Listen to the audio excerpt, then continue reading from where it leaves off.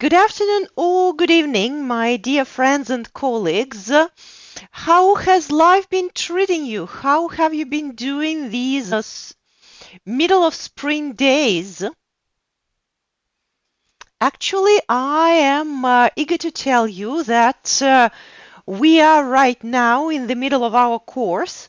So, currently, that's the last class devoted to Ielts. Then we switch over to TOEFL and then to Russian Olympiads of all sorts to be ready to, well, shall I say, navigate and guide our students next year.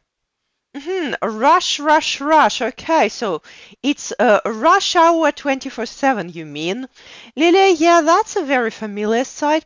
The weather's gone crazy, and I completely agree with you. I have something really strange going on just outside the studio window.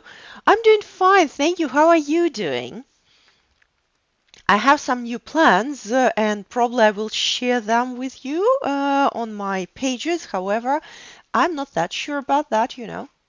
Sometimes plans are better kept silent. Good evening, Veronica. How are you doing? Yes, exactly. A day of winter, a day of spring. They have decided to alternate. However, I'm kind of happy that finally we have got some days of spring because all days of winter didn't look that optimistic, did it? So, are you in the right mood for challenge? Better be here than not here. Oh yeah. I always remember Oscar Wilde on this respect because he once actually said that life is not that bad if you consider alternatives. So as soon as you start considering some alternatives, yes, it looks just amazing. Hello, hello everyone. Glad that you are here on this lovely Saturday afternoon. And still the question stays. How ready are you for a challenge? We're always ready, like pioneers. Okay, so I shouldn't even ask, right? Absolutely. Okay, yeah, that is great. Then let's challenge ourselves to one more kinds of traps that IELTS has to offer. They seem to be a bit unusual for many of our students. Which kinds? Okay, we'll see. And right now we are having a look at listening and reading.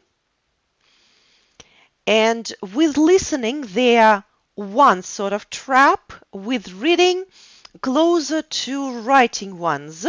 However, there are definitely some ways to avoid them. So you know, first things first, that IELTS is currently the only international exam apart from one part of FCE. So at IELTS you have all four parts of listening, which you will have to do at one go. You don't really have the second try, you don't have the second chance to catch something and so on and so forth,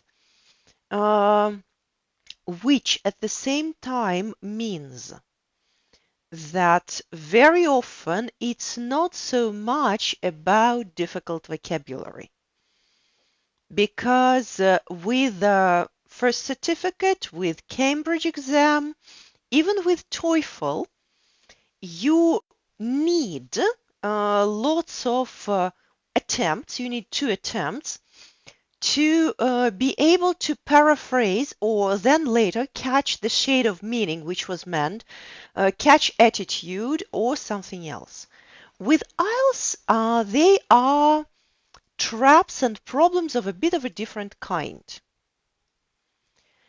Listening is at the same time the same both for academic and general module, which means that it has to be accessible both to people who are going to be studying in English and to those who are going to be later on living in an English-speaking country, and they do not really need lots of things right now of high-fly level.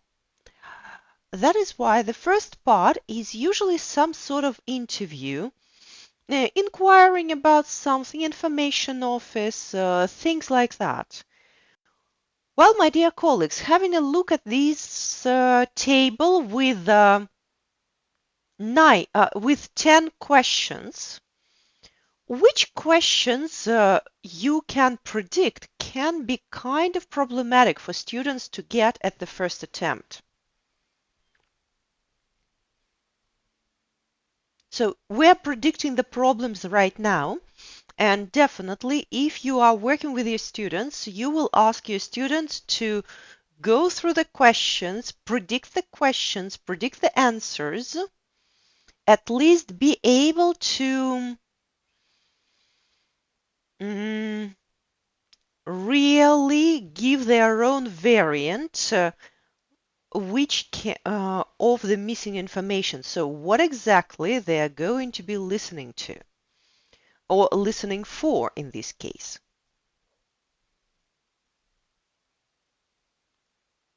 Number of the card. Larissa, well done. Absolutely. So,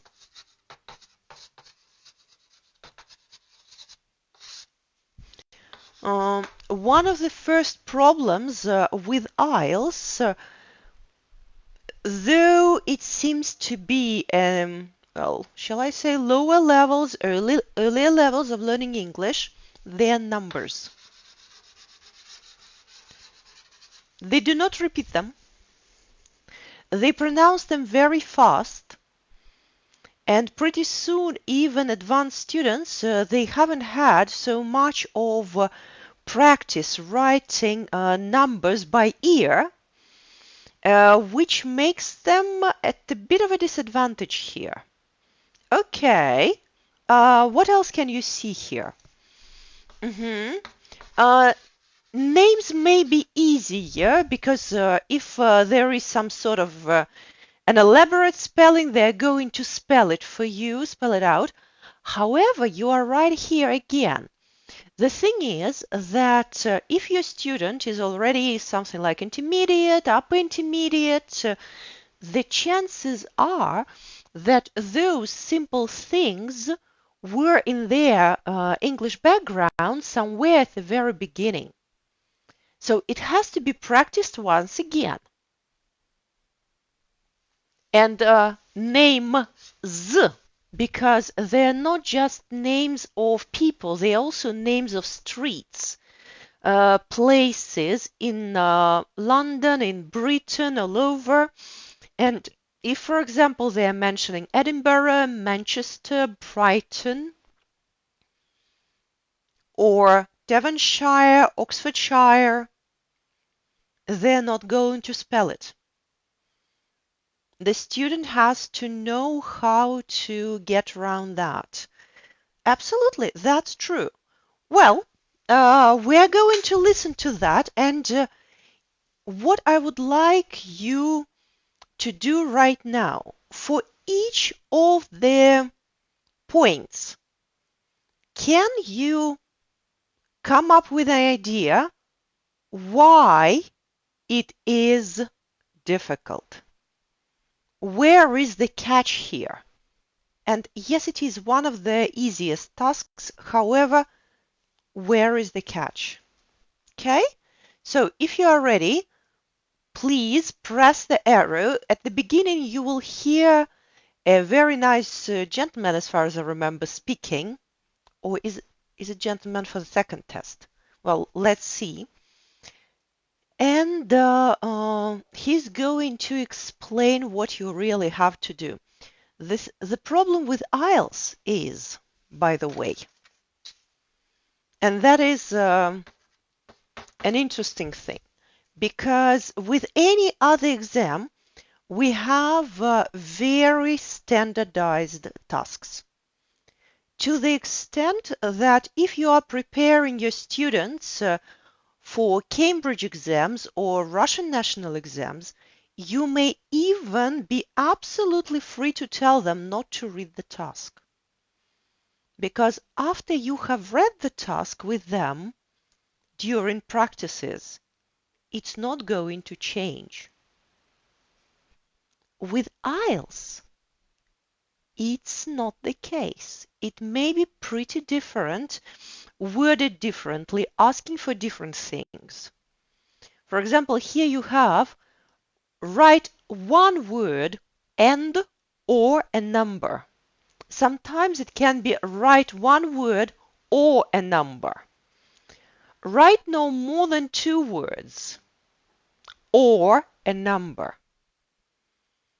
Write no more than two words and or a number. And your student will have to be exceptionally attentive each time what exactly is being asked here. Even when we are coming to reading, and later on, I have only one sample here. However, for example, in this little task, true, false, not stated, it can be worded true, false, not stated, or yes, no, not given.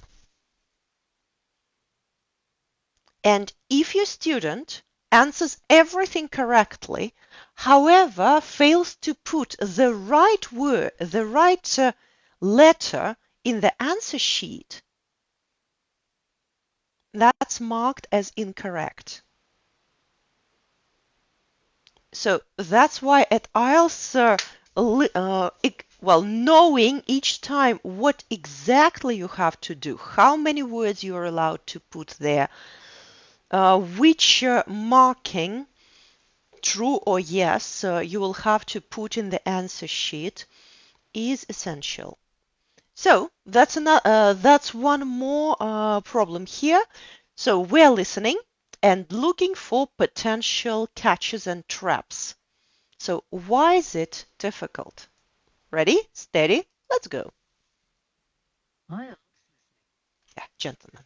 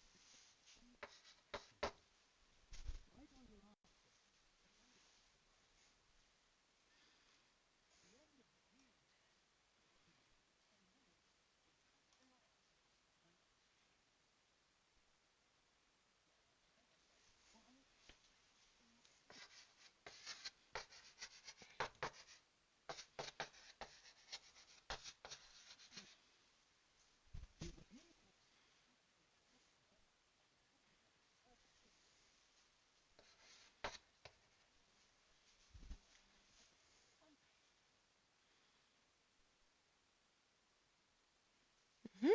We can skip that.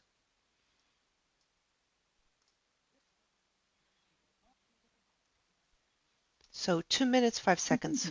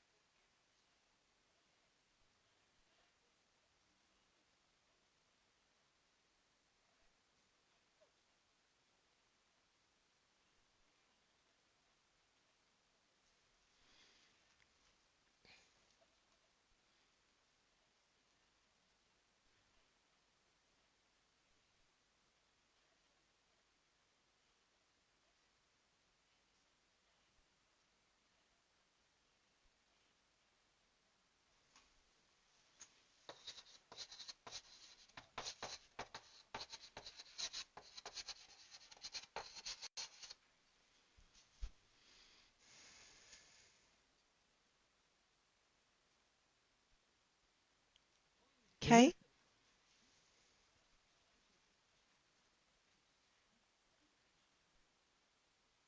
Mm-hmm.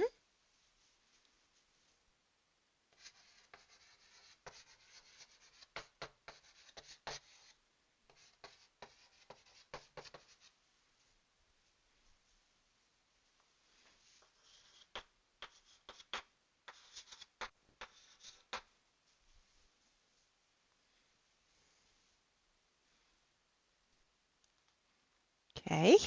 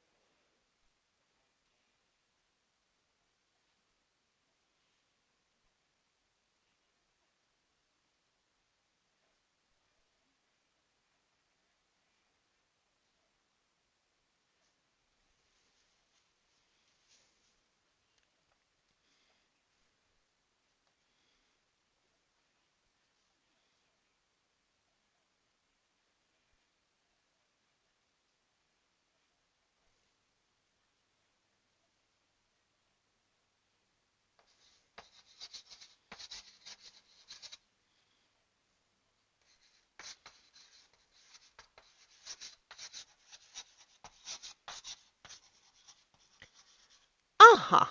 Okay. So, what's going on? What do you see as a potential problem there? Because there are a few which generally demonstrate the strategies which we will have to concentrate on while we are preparing our students. The first one we mentioned that even with pretty advanced students, we'll have to go down to numbers and names, revise the spelling. There is number 4. You are asked and specially instructed to write everything in your listening booklet, and then you are given, or probably some time is specifically set aside for you to transfer your answers. And that's a big time. That's a big amount of time, 10 minutes. Usually, students are used to something like 5 minutes or even 3, and very often they start changing their answer at this time instead of just transferring them. So once again, as with Russian national exam, they will have to be ready to the part that they will have some extra time. And that's okay to have some extra time. They have to be ready that each listening part is going to be broken into parts, broken into pieces and into questions. And that actually means that they will have to stay concentrated all the time, being able to identify where they really have to listen and where there is a transition to another part.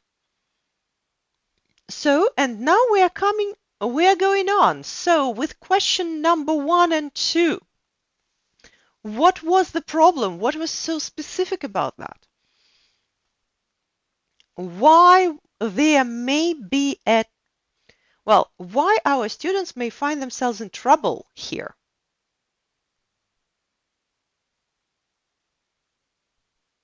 How do you feel?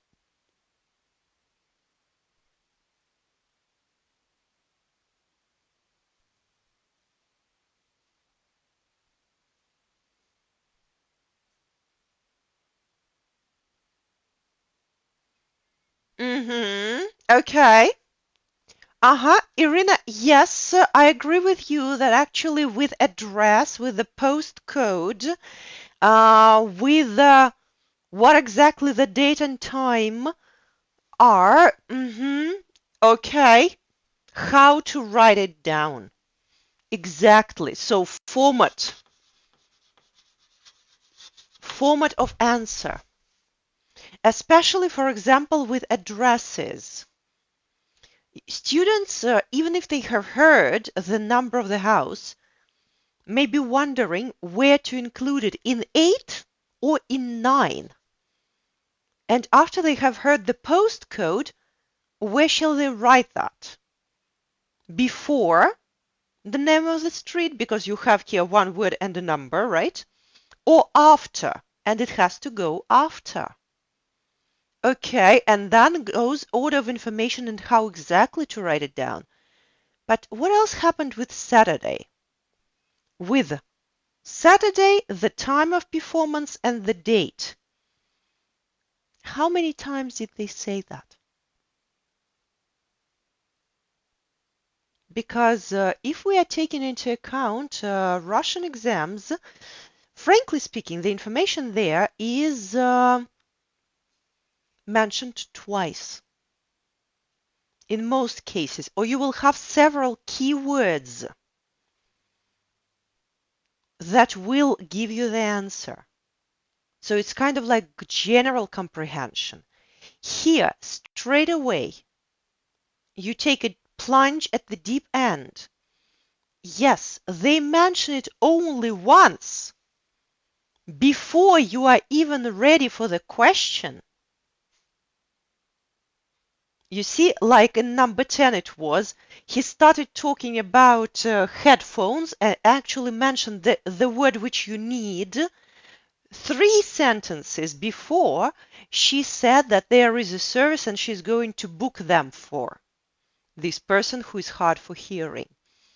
So with Ielts, it's pretty much the biggest difference and the biggest problem is that in 80%, the exact answer is a bit before the answer to the question which you are given here. Because he wanted to have tickets for Friday. She said the following day. She never said the date. And then she said that for Saturday there are 2 showings, and he was choosing the one without saying which one. So without repeating it. So Ielts very often paraphrases it.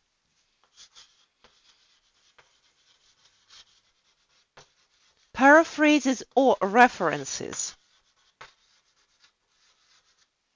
So it is something that we were discussing while we were talking about writing.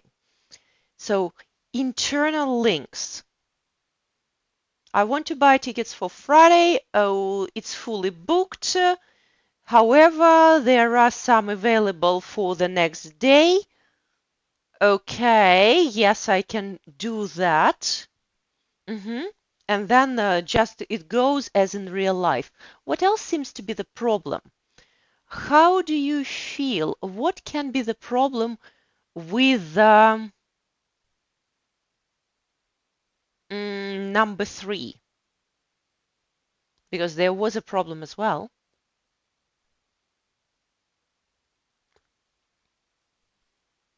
And by the way, with number 5, miraculously enough.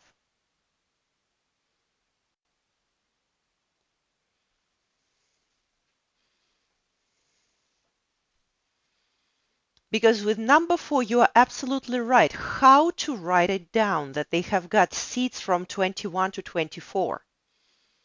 How shall I do that, right? And she never said that it's the first row. She said the front row. So what shall I write there? So front 21-24. Mm-hmm. Mm-hmm. And here comes, by the way, a very tricky vocabulary. Exactly. It's about understanding what is the point of discussion, what exactly is going to be there. The thing is that there you go for concessions, additional charge, stalls and circle, supply special headphones, availability. So some very specific words which are related to the situation. However, usually they are not exactly the ones which are covered by many, especially teenagers, course books, because they are formal, they are usually used in passive, so they're not going to be the ones that you are going to use. They're going to be the ones that are going to be used when speaking to you, if you are talking to a person in authority or a person who is giving you information. That's why IELTS is specific. It really is. However, the same material can be covered, especially if your students are lower level, by PET exam. They have got the second and the third listening parts, which are usually related to trips, tickets, excursions, getting some detailed and exact information. And they also use this type of vocabulary. It can be practiced there rather than with more, shall I say, adult course books. In a way, that's one of the trickiest parts that our students are not ready for, despite the fact that it's the easiest part. Well, let's go on. And here you have another beautiful thing. That is specifically IELTS. IELTS has got lots of visuals, as we have already discussed that. And I have got a question to you, my dear colleagues. What sort of problem do you envisage here?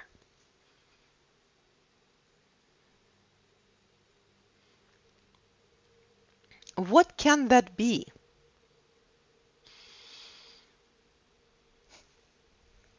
Sorry? Yeah, I'm just having a look at that. Yeah, nice map.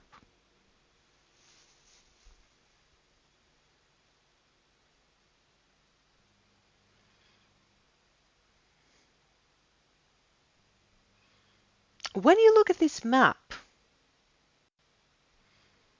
is it going to be easy or difficult for you personally to be able to describe the information here?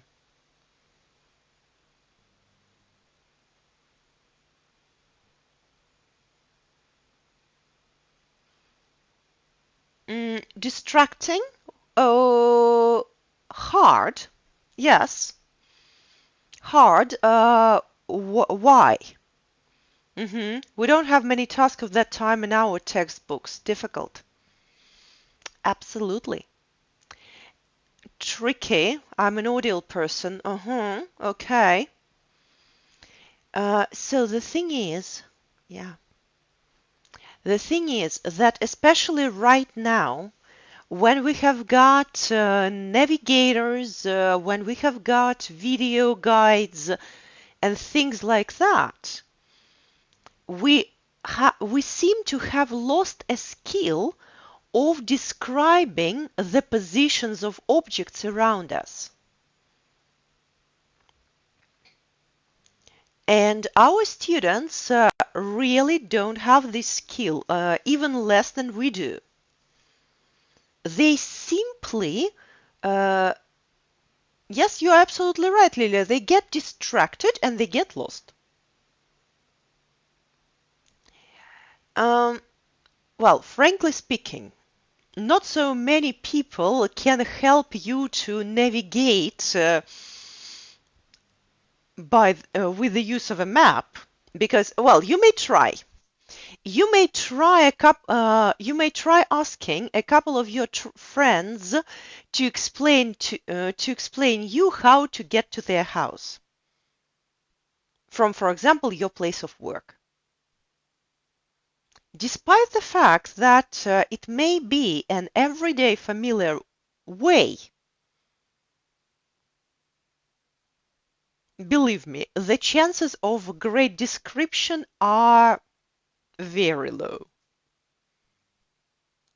And here we are being navigated in order to get to some objects. So how we can practice? Of course, we can practice by drawing plans, explaining where something is around, school, house, town, how to get to different places. Practicing describing the outlay of newspapers or even of drawings to each other. And frankly speaking, it's actually one of my favorite games with students when you pair them and ask them on a little piece of paper, draw their own room. Their own, not anyone else. Then you put them back to back, and on the other side of the same paper, by listening to the explanation, they have to draw the room of their partner. Yeah. hmm Then they compare them, trying to explain the difference to each other, and then they switch partners, explaining to the second person what the room of their previous partner looked like. It gets people think about things, it really gets them talk, and it gives them some vocabulary. Another task which I regularly do with my students online, I also suppose that it could be fun offline, though I have never had such a huge projector with a map because we are traveling. So I will have a map just in the way you see the text right now in front of you. We stop, like all the group is standing next to the information center, and I am leading my students to one of the sites. And if if all of us get there, we get to see a couple of pictures of the site, what it looks like in real life, and it really gets them excited. However, and then of course I delegate my responsibilities of guiding us around the place to someone else. However, I should tell you that with a group of 9th graders, we spent something like 20 minutes trying to follow the instructions before we really got somewhere. So that was hard but good practice. So maps, outlays of the rooms, outlines of the school ground, explaining, guiding someone around these places and explaining how to get to their favorite places around in town helps a lot. If, for example, you have got an individual student, it will be even highly helpful if they first start doing it in Russian. Trying to explain to someone how to get, for example, to their place without giving them the address, or to their favorite shop, or so on and so forth. However, so again, it's visuals. However, if you have a look at that very, very closely, my dear colleagues, how many objects can you predict the location of? Have a look.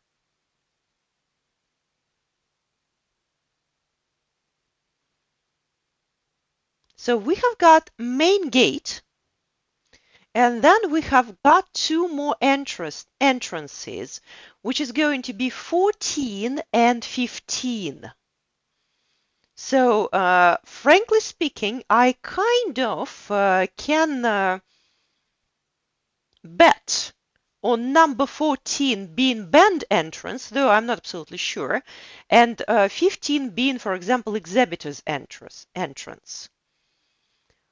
I can definitely predict fringe stage. Main stage is here, however, it's the likelihood of it being mentioned is almost nil because it's not numbered. So if I have at 11, I suppose it may be an art exhibition or craft fair. I'm not that sure about that, so it has to be something organized there. And with lock-up garages, can't say for now.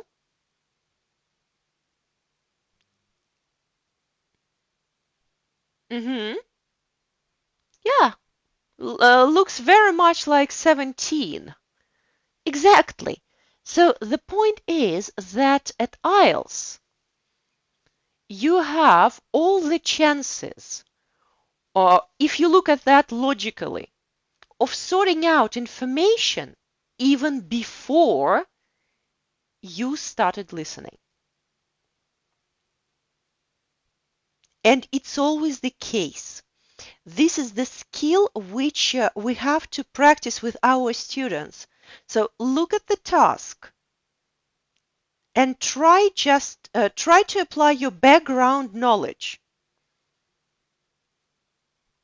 And that's also what makes IELTS so different from other exams, because frankly speaking, if I'm preparing my students for Cambridge exams or even for YEGE, in YEGE it's not exactly the case as we have looked at that with reading.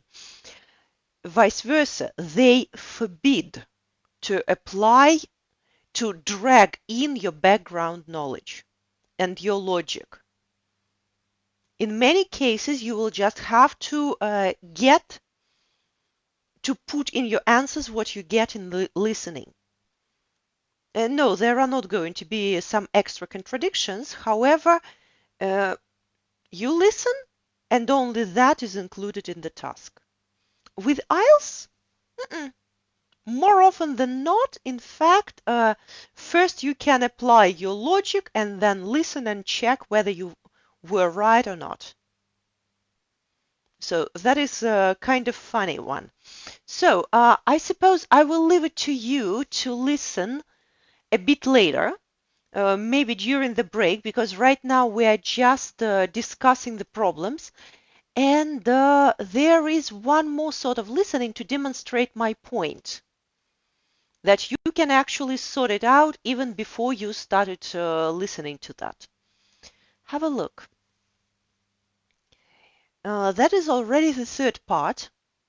It's going to be a table fill. However, your students can easily prepare for that just having a look at how the information is organized. So type of course, duration and level. Generally, I know that courses are divided into certificate course, diploma course, degree course, and it can be either several months or maybe several years.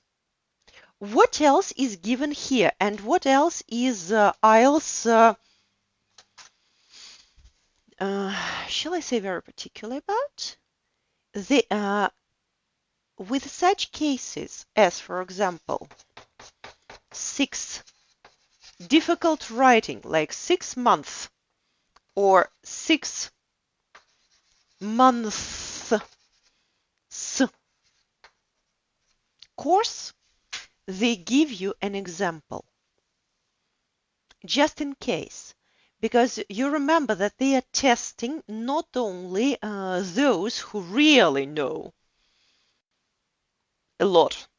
They also have to test those who are right now at band 3 or 4. And those people generally will have to demonstrate their survival skills more than their linguistic skills. That is why in very many cases you have to be very attentive to the format of answers which they have already given you. In all likelihood, you will have to copy that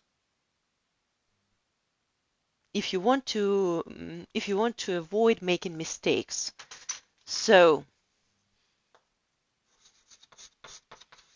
I will put attention as survival skills, and generally. So survival skills at Ielts are much more important than anywhere else.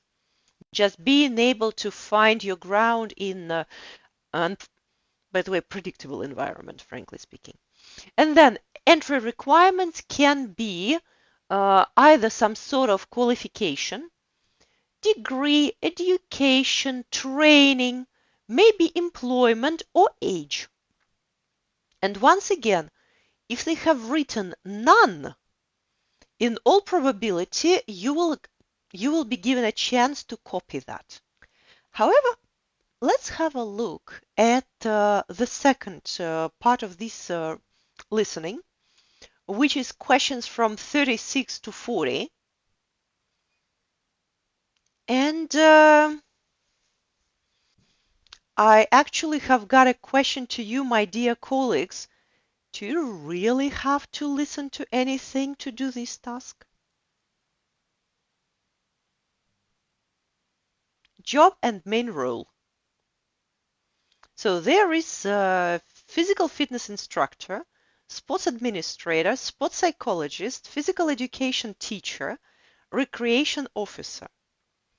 The coaching of teams, the support of elite athletes, by the way, support is the key word here, guidance of ordinary individuals, community health, the treatment of injuries, arranging matches and venues, the rounded development of children.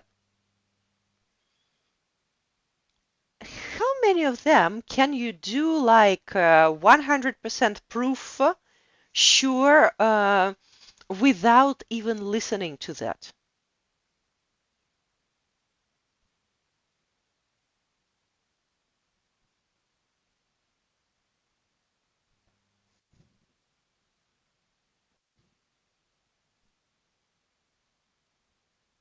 Quite a lot, right? If not everything.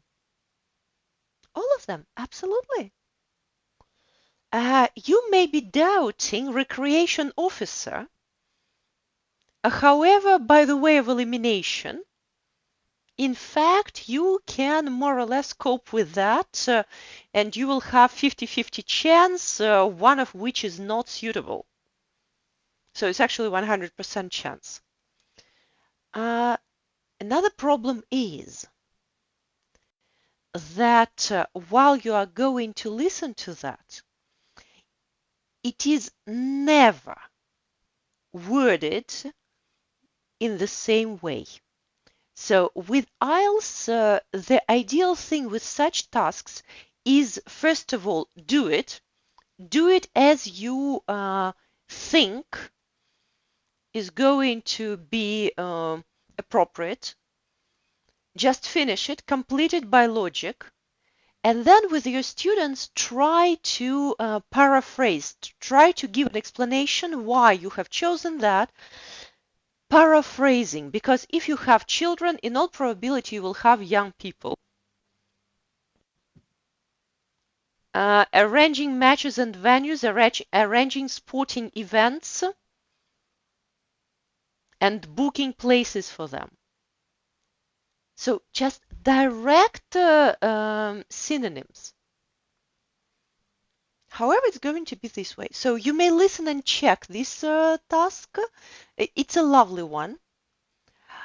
And frankly speaking, if we are talking about Ielts, the most, shall I say, yes, the trickiest parts are usually the second one and the fourth one. So the second one usually, more often than not, deals with interviews regarding everyday topics. However, IELTS still stays IELTS.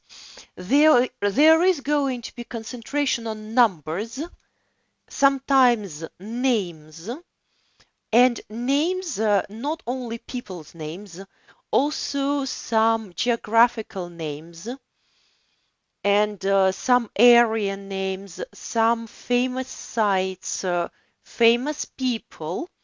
And in these situations, IELTS doesn't give any help spelling them out, kind of supposing and assuming that you know it beforehand.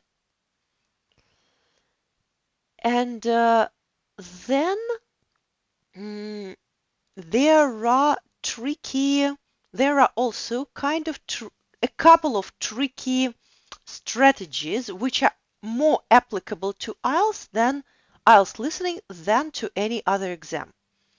Because generally, the strategy to predict is absolutely fine with any exam. Because if you have expedition across Torah Mountains, leader is Charles Owen, prepared something for the trip. So if you are going on an exhibition, what may you be in need of preparing? What can that be? And by the way, that's why the first idea of equipment simply goes out.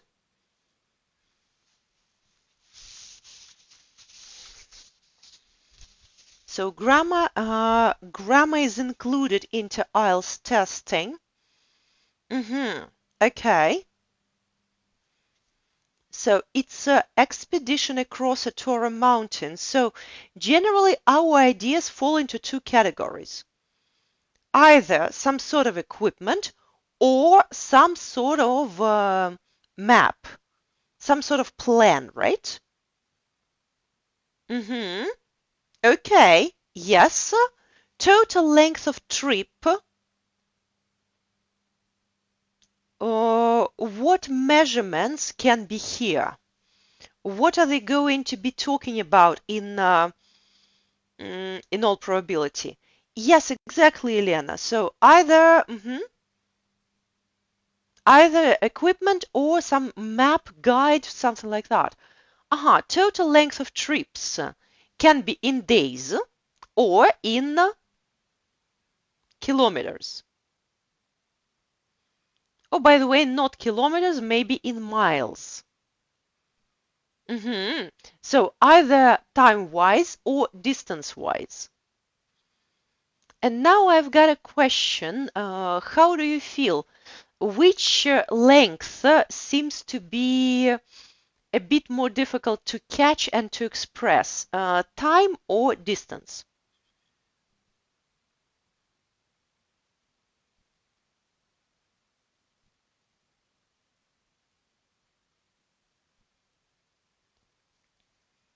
So how many days, how many weeks, or how many kilometers, miles? Distance. That is why, in all probability, it's going to be here, distance. First of all, because there are several ways of measuring it. Meters, feet, kilometers, miles. With the days and weeks, it can be the only problem that IELTS offers quite a lot are beautiful expressions such as fortnight, 2 weekly, like a 2 weekly newspaper. And it also explains the time in a highly non-academic way.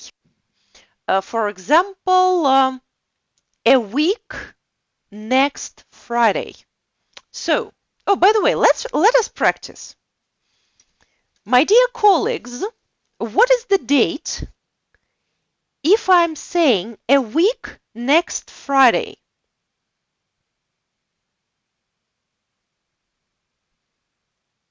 We remember that if we are talking about current week, it's this Friday.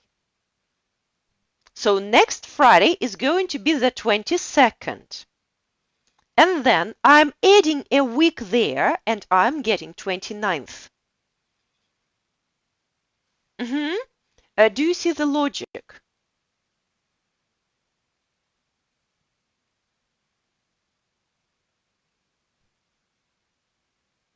So, and English people do.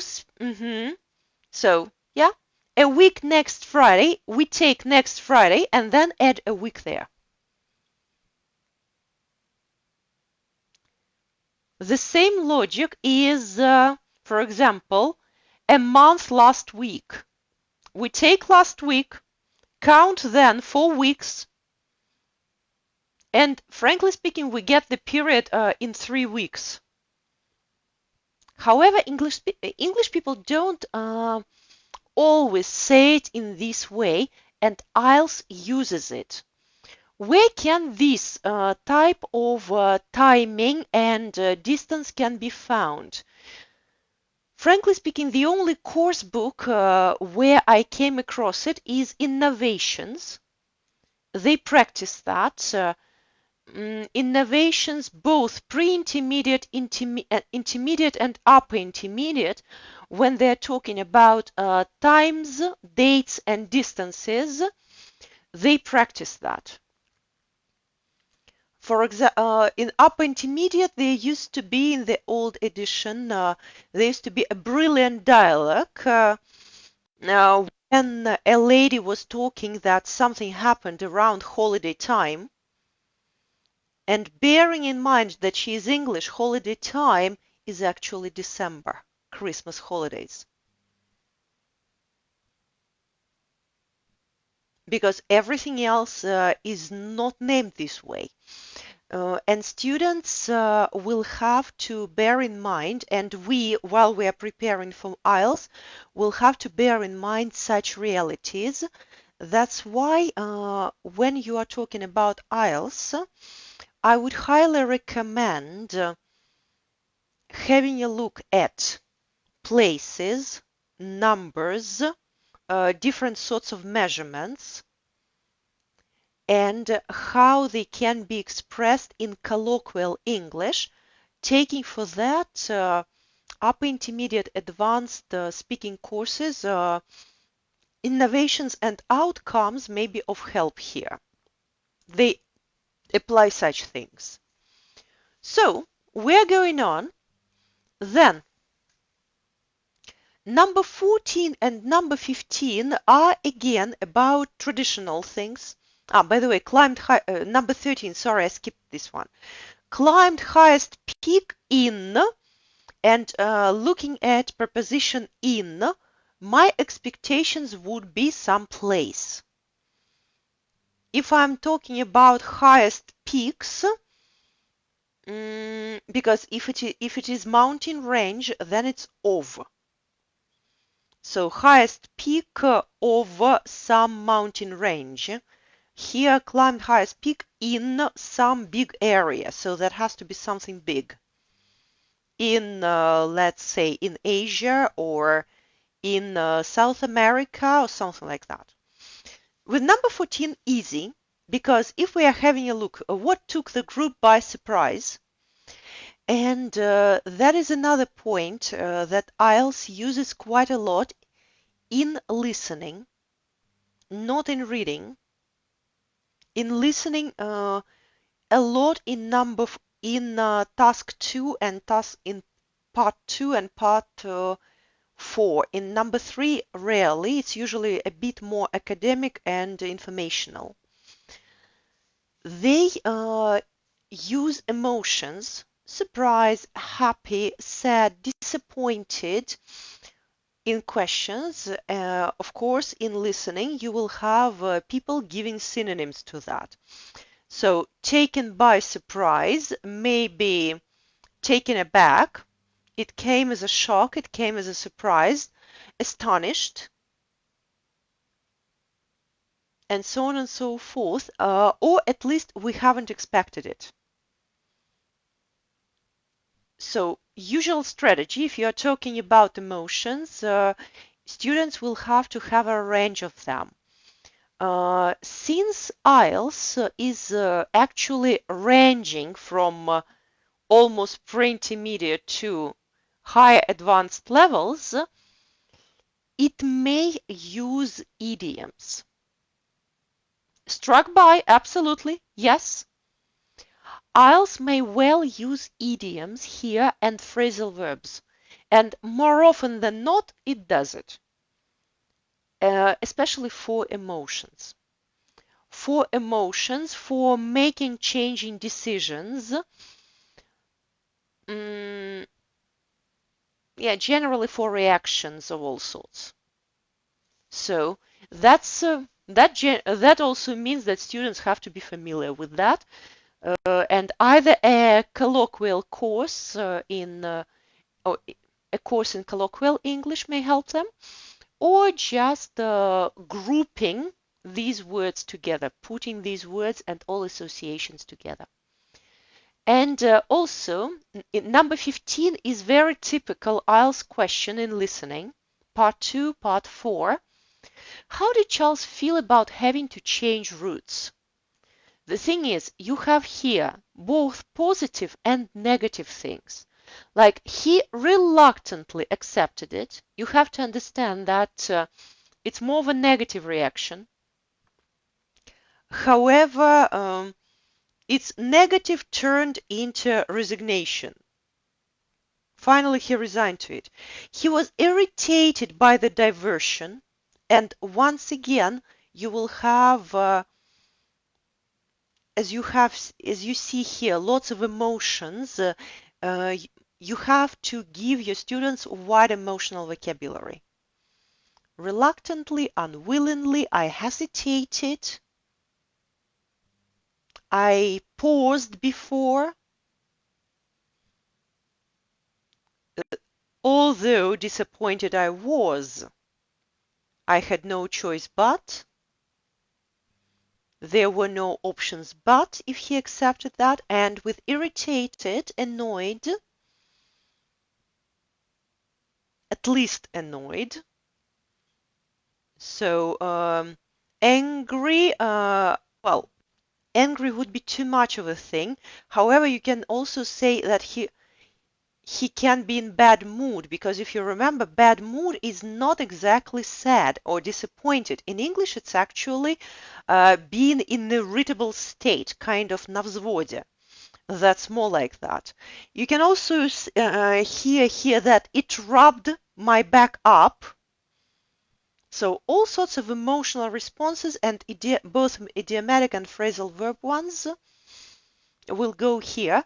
And it made no difference to his enjoyment. So generally it's going to be extremely positive. So you have two negative ones and one positive. The point is that students then don't really have to know all the range of vocabulary which Charles is going to use there in order to understand whether his mood was positive or negative and answer accordingly. So that always plays an important role at IELTS when they're talking about emotions.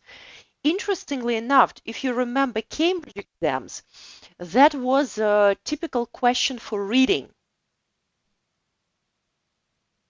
I hope you remember it was in the text where the question was like why she's telling you about that, and the answers were to instruct, to explain, or vice versa, to admire. And by selecting a couple of positive adjectives, we answered this question correctly. She was admiring the scenery. Here, it's almost never in the text. However, it's very often in listening. Because texts are different. We'll have a look at that. And then finally, especially, well, it's not final task to this listening. However, this one is interesting. Here you have a selection of statements, half of which are true, half of which are not, or are just not mentioned. And here you have, what does Charles say about his friends?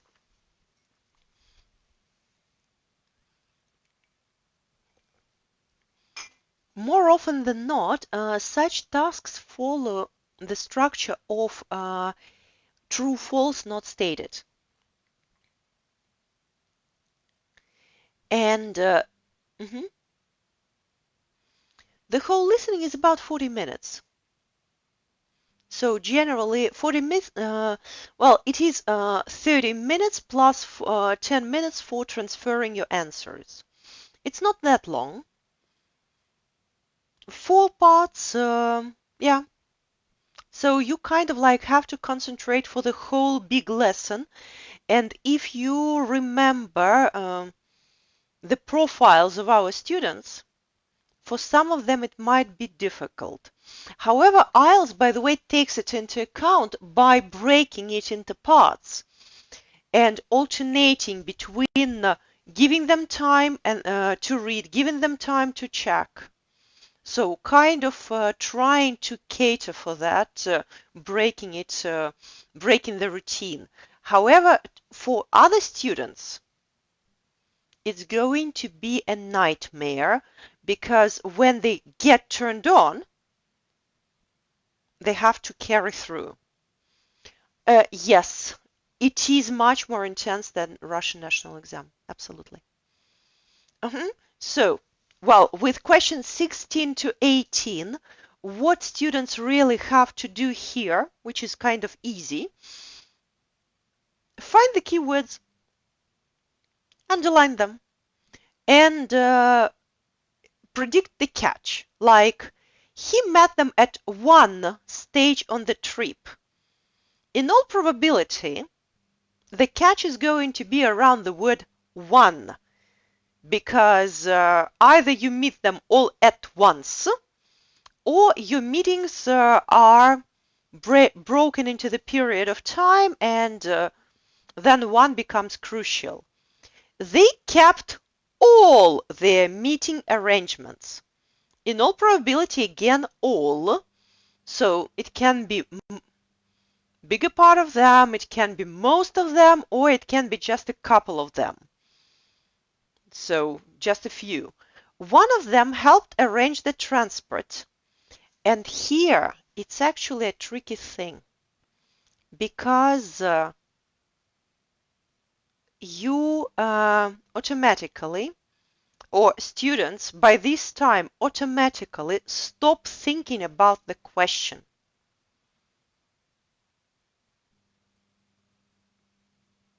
One of them helped to arrange the transport if taken separately, has the keywords helped and transport.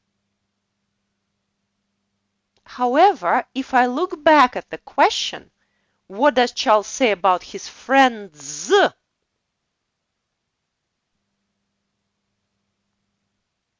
It completely changes the focus because students will have, there is going to be a person who helped to arrange the transport.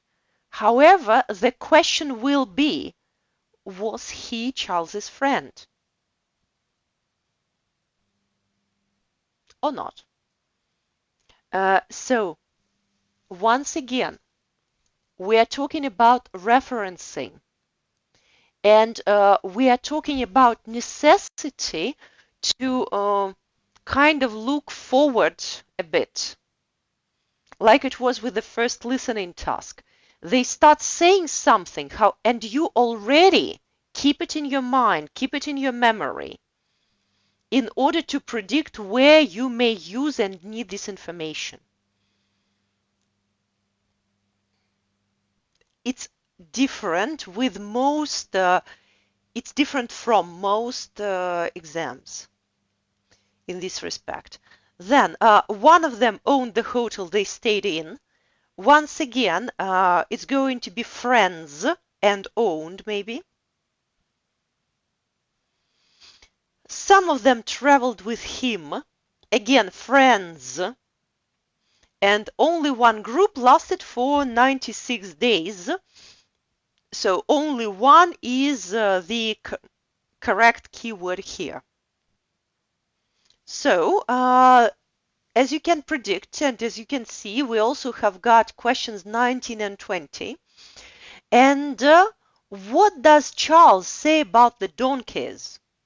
Once again, you've got quite a lot of variants, like he rode them when he was tired, he named them after places, one of them died, they behaved unpredictably, they were very small. And you have to choose only 2 letters, so 3 ones are not going to be said or something else is going to be said here. Another variant of approaching some such tasks is another rare strategy. Actually, you will have it in number 1618, is a way of elimination. For example, Charles is going to be telling you a lot of facts about donkeys or about friends, and with one of them, you are not absolutely sure whether he said it or not. You kind of, and it's not because you missed something in listening. It's not because you have misheard something.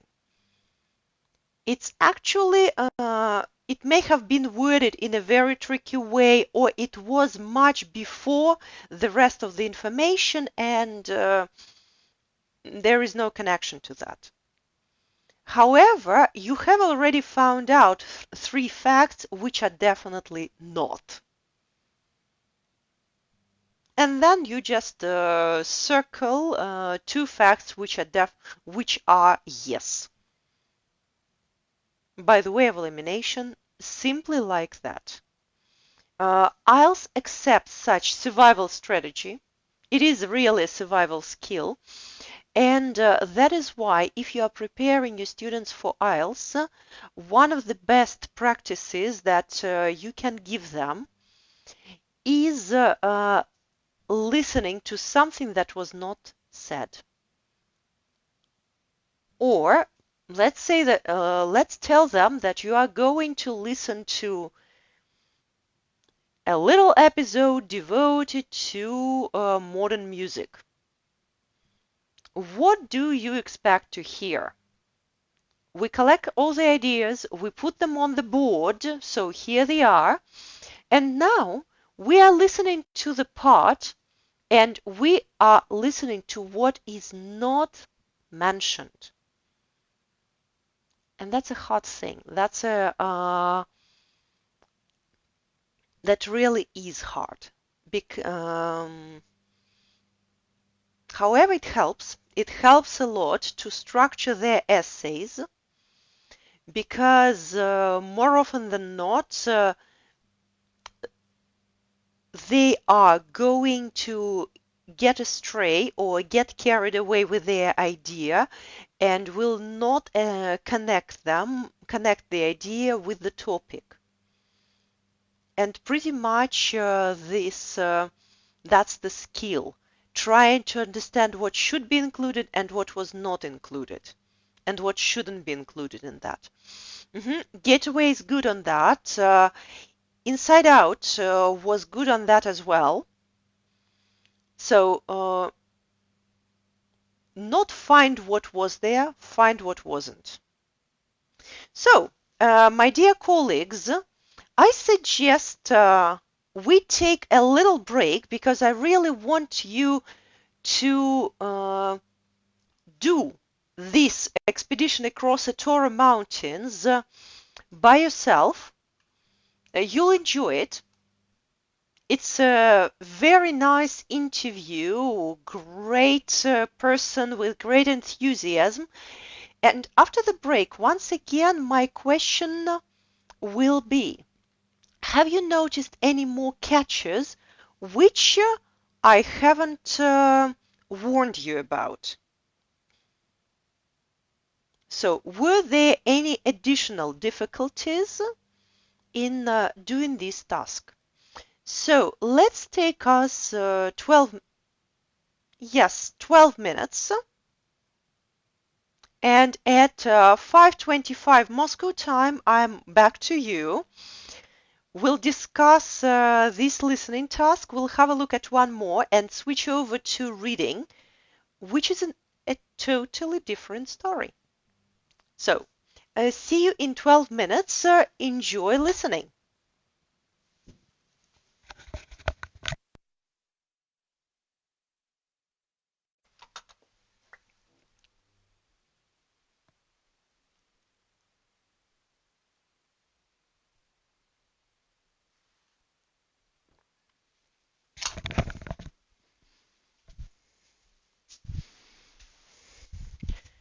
Okay. Aha. I see. So you actually had to listen it twice. You too. Exactly. So, even starting with the second part, it's not easy peasy. It's not a piece of cake. IELTS listening is, by the way, in terms of questions, in terms of tasks, is very well ahead other tasks. So in fact, it's much more life-based than any other exam, which means that from the moment you get your student, there has to be a story of audiobooks narrated by English-speaking British actors and English speakers. There has to be BBC Radio 4 with all the plays and so on and so forth. There has to be not Cambridge exams listening, but rather live listening. Videos, news, reports on events, and TED Talks, whatever not. Unabridged. And that's one of the biggest requirements for IELTS. It has to be unabridged. Okay, let's have a look. You are absolutely right. So a route book, then 900 miles, then okay, then highest peak in North Africa. Well done. That's one of the potential problems with students. Yes, they were taken by surprise. Услышали там taken aback. The amount of rain, it rained generally all the time. Feel about having to change the route. He enjoyed it. And actually, he used very many positive adjectives to show to you how much he enjoyed it. Then, yes, surprisingly, they kept all their meeting arrangements. Yes. Despite diversions, despite everything else. Okay. One of them, friend, helped to arrange the transport. And with the hotel, it was not a friend. He doesn't really remember who runs the hotel. And some of them traveled with him. And E was not kind of explicitly stated. He said that there were different people, and he talks more about different people rather than about friends who really traveled with him. And then definitely he named donkeys after places. He did, and they behaved unpredictably, out of character. He said when they were tired, they behaved out of character. So, yes, done, well done, great. However, Have we mentioned all the catches? Or, well done, you great, enthusiastic and optimistic ones. Love for challenge. That's wonderful. So, are there any other traps or problems which were not mentioned by us? Or generally we covered everything? Synonyms, lists, and paraphrase for emotions and reactions. Uh, being able to refer to the previously made statements and to see the keywords, going by the way of elimination and being very attentive to geographical names and numbers, distances, etc. Aha, so we have generally mentioned everything. Well, thank you. Thank you for you, actually. Well, mm, done, but it was not easy. Absolutely. North Africa. North Africa. Then let's go on. So let me show you task 2. So that's task 2 of another version of the exam. Yeah, here it is. Task 3, which by the way we discussed pretty much, is usually concentrating on some academic subject, however, not heavily. Because you remember that listening is still the same for general and academic modules, which makes it. Yeah, you thought about the year. Because of prepositions. Okay? Yeah. Yes, here is, by the way, the catch. At Ielts, at the exam, you really will have to be very careful with prepositions and articles. Yes, all the materials are here. All the materials are here. So here you go. So that's, by the way, another consideration, but I would rather give it as a help. A helping hand from Ielts examiners, because they really show you how to write difficult things, and with the help of prepositions and articles, they kind of guide you in a very indirect way to the desired answer. However, it's not always obvious. And Larissa, you are right here. So, section 3, we have already had the privilege of looking at section 3, which generally we more or less have done without listening, half of it. It was also connected with more with academic lecture type life than anything else. It's always going to be the case. Section 3 and section 4 is going to be dealing with lectures and selecting proper information from there. Dialogues regarding studies, regarding courses, homeworks, things like that, which actually gives us an advantage because we also can take TOEFL dialogues if, for example, we ran out of material. So it's not only about Ielts, we can take TOEFL dialogues and they are going to be concentrating on pretty much the same things. I know that TOEFL is an American exam. Ielts is more of a British version, in fact.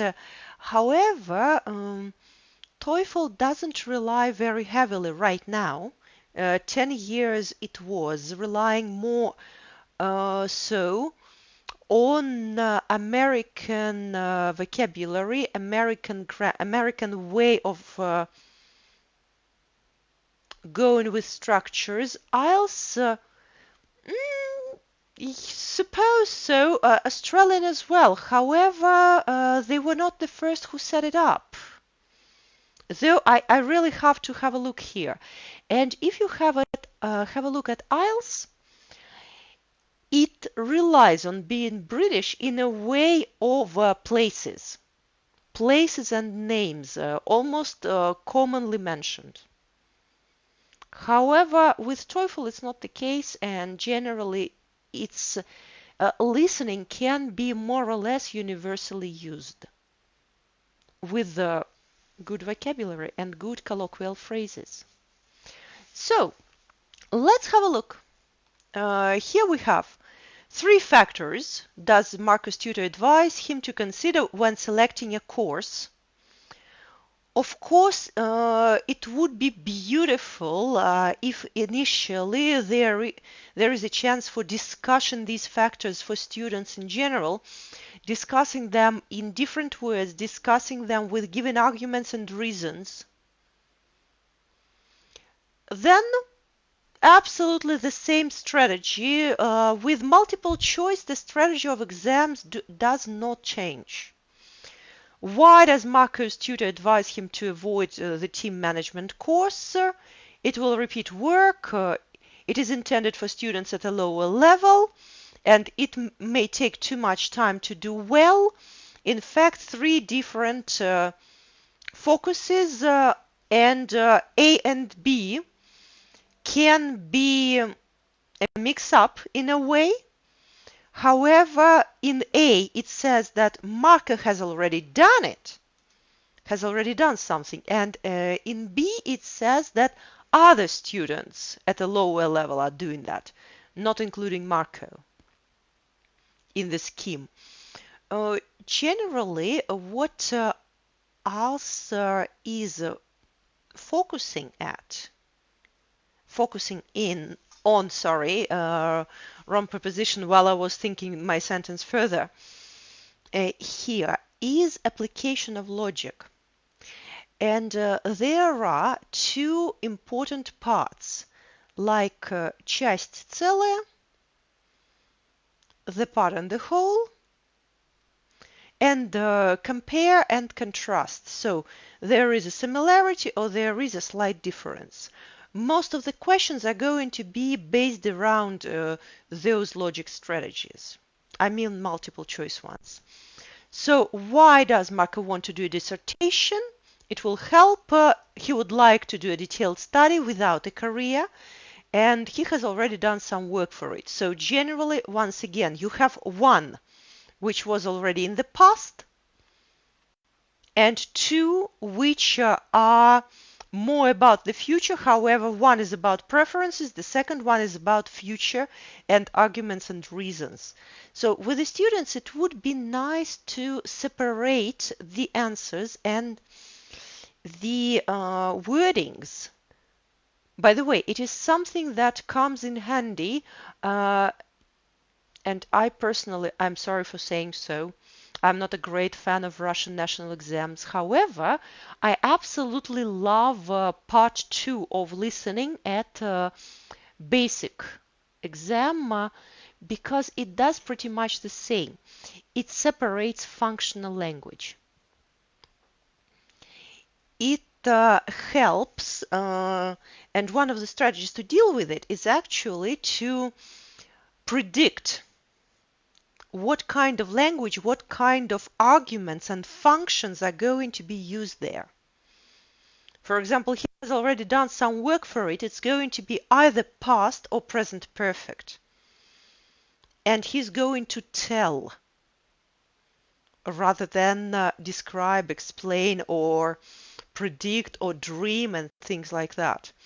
He thinks it will help his future career. So in all probability, it's like aimed at the future, and he's going to give explanation. So differences in functions, differences in tenses. So this sort of linguistic logic is highly applicable here as well. What does Marco's tutor think about the dissertation outline? The topic is too narrow to be useful, the available data may be unsuitable, the research plan is too complicated. And once again, with students, we are just discussing the focus. So the topic is too narrow to be useful, so in all probability, like it cannot be applied elsewhere, it's not going to be practical, and you focus on a very narrow theme aspect of that. So available data may be unsuitable, then they're going to be talking about how hard it's going to find data. Just logically picturing the conversation around the answer. What does Marco decide to do about his dissertation? Contact potential interviewees, change to another topic, discuss it with Professor Briggs. And then, frankly speaking, with 27, I see the connection.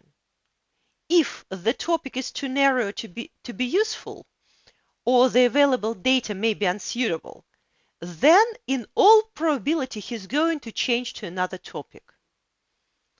However, if in 26 the answer would be different, the answer was different, then they're going to be something else.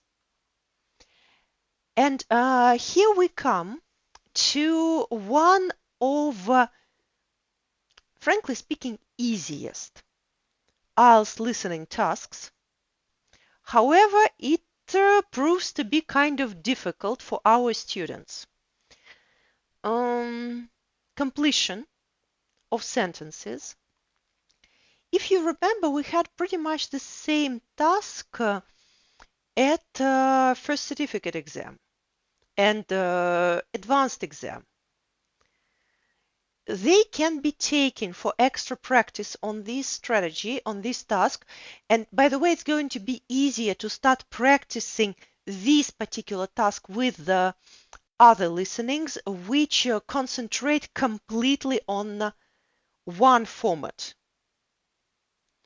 Because with IELTS, since it jumps from one type of question to another, it may be distractful and it may be distracting. It may be just psychologically hard for students to do it at one go.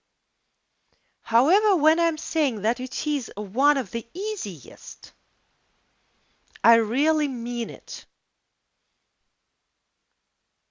At IELTS, you are going to have pretty much or almost all the words or the complete sentence as it is worded in the task, at least 70% of it, in the audio. And you will just have to get the word. However, like a first draft of the dissertation should be completed by the end of course, they can break it into a couple of sentences. So you understand that your first draft has to be ready, has to be over by March. Oh, you mean by the end of the term? Yes, that's right. So something like that. In fact, it's actually like one line of the dialogue or two lines of the dialogue. It's really easy. However, if you miss the word with pronunciation, spelling, sorry. And IELTS is rather strict on that. Unlike first certificate or advanced, where they naturally use more common words in such gap fills, IELTS can use anything. So there can be the end of month, the end of academic year, the end of term, the end of whatever, exam period, and generally, like, I mean anything. And the dissertation should be registered with something of the department. Head of the department,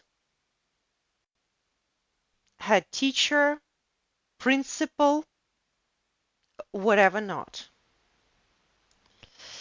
And that may prove difficult to students. However, since yes, any kind of spelling will do.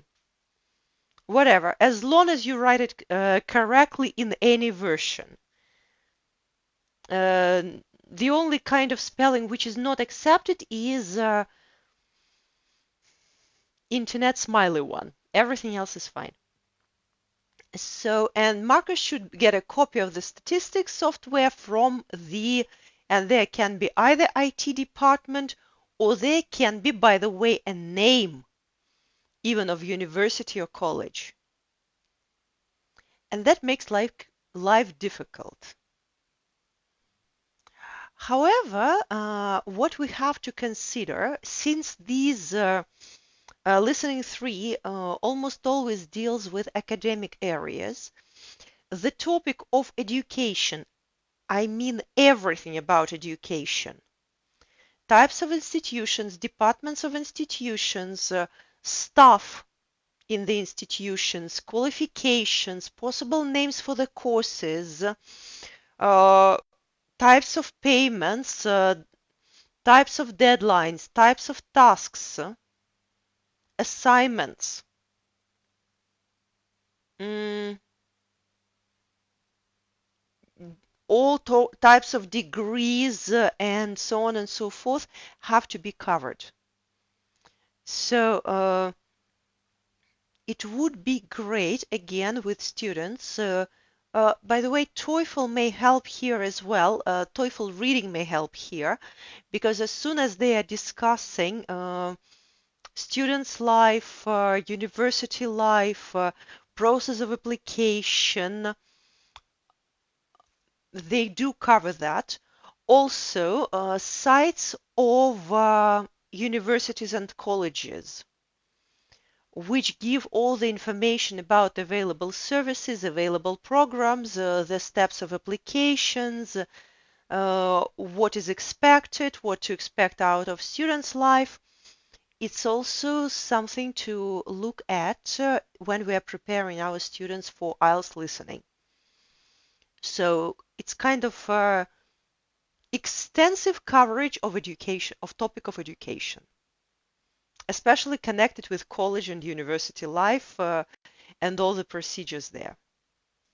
So thesis, dissertation, assignment, paper, everything has to be included.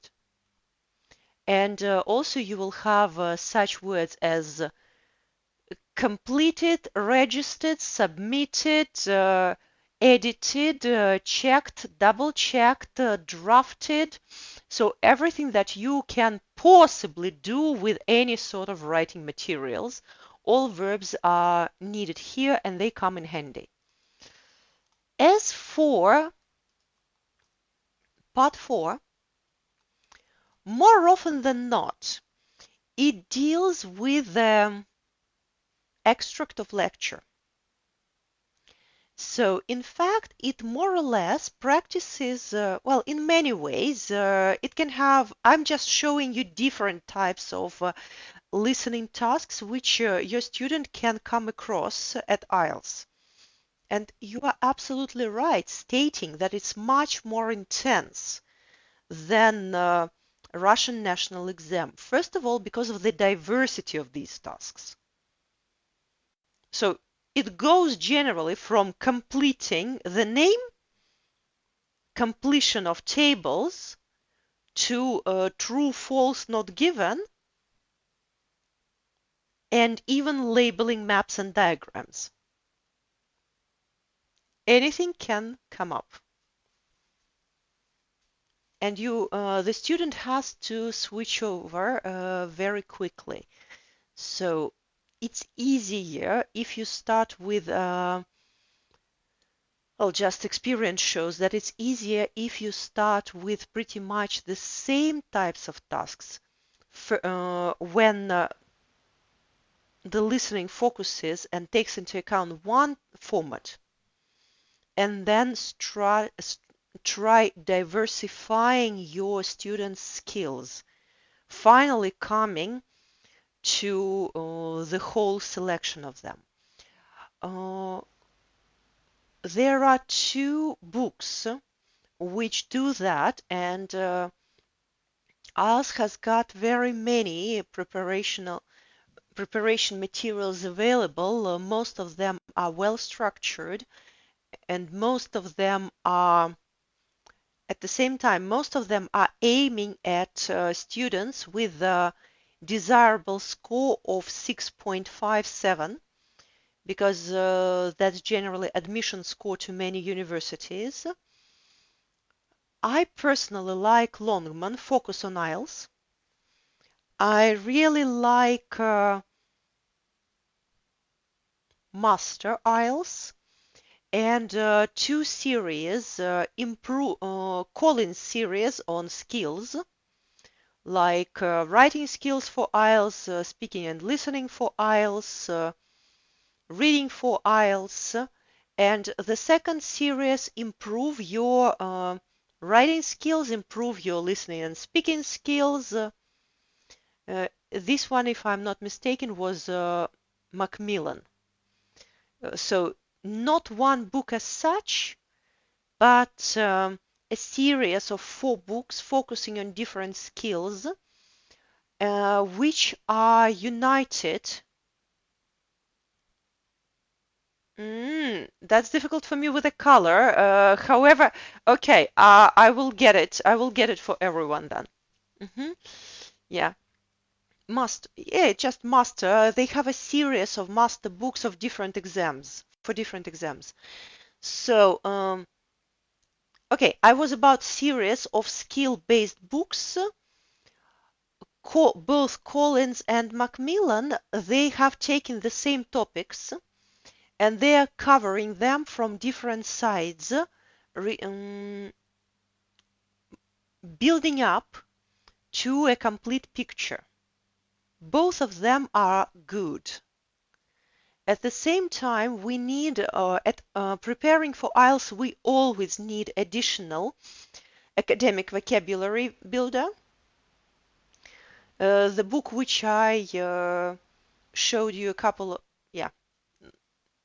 of lessons ago, and also check your vocabulary for IELTS. That's a good one as well. Please take into consideration that official IELTS practice materials, whether they meant it or not, I don't want to be mean. However, they tend to be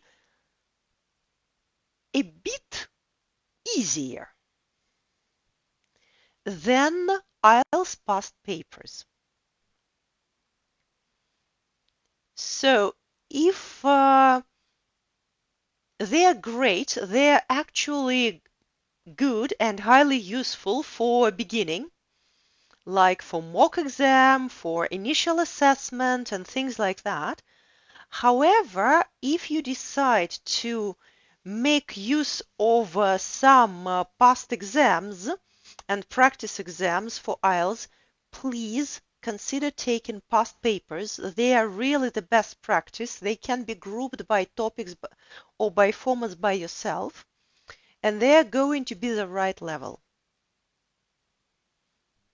Official guides, interestingly enough, as time shows, are not exactly the same level. God knows why. And that would be highly interesting to know why. So here we have big task. As you can easily guess, it's going to be broken into 3. The first one reminds you very much, I hope, the initial task when you have to fill in the gaps with some detailed information. However, just the format of the talk is different.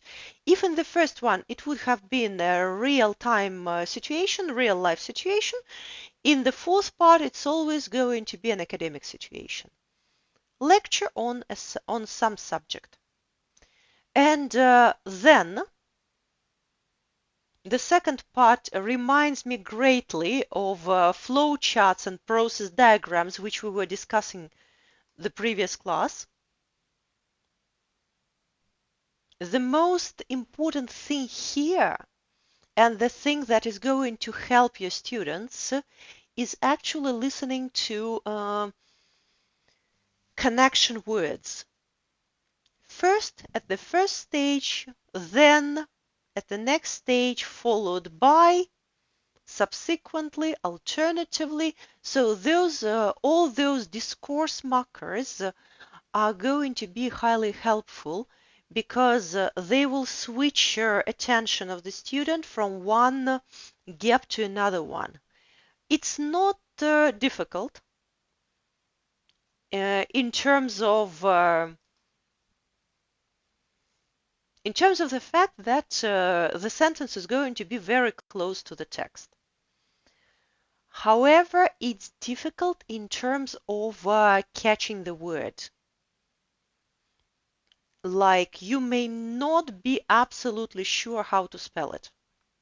And that's one of the biggest catches in part 4 because the words which are coming here are pretty much unpredictable.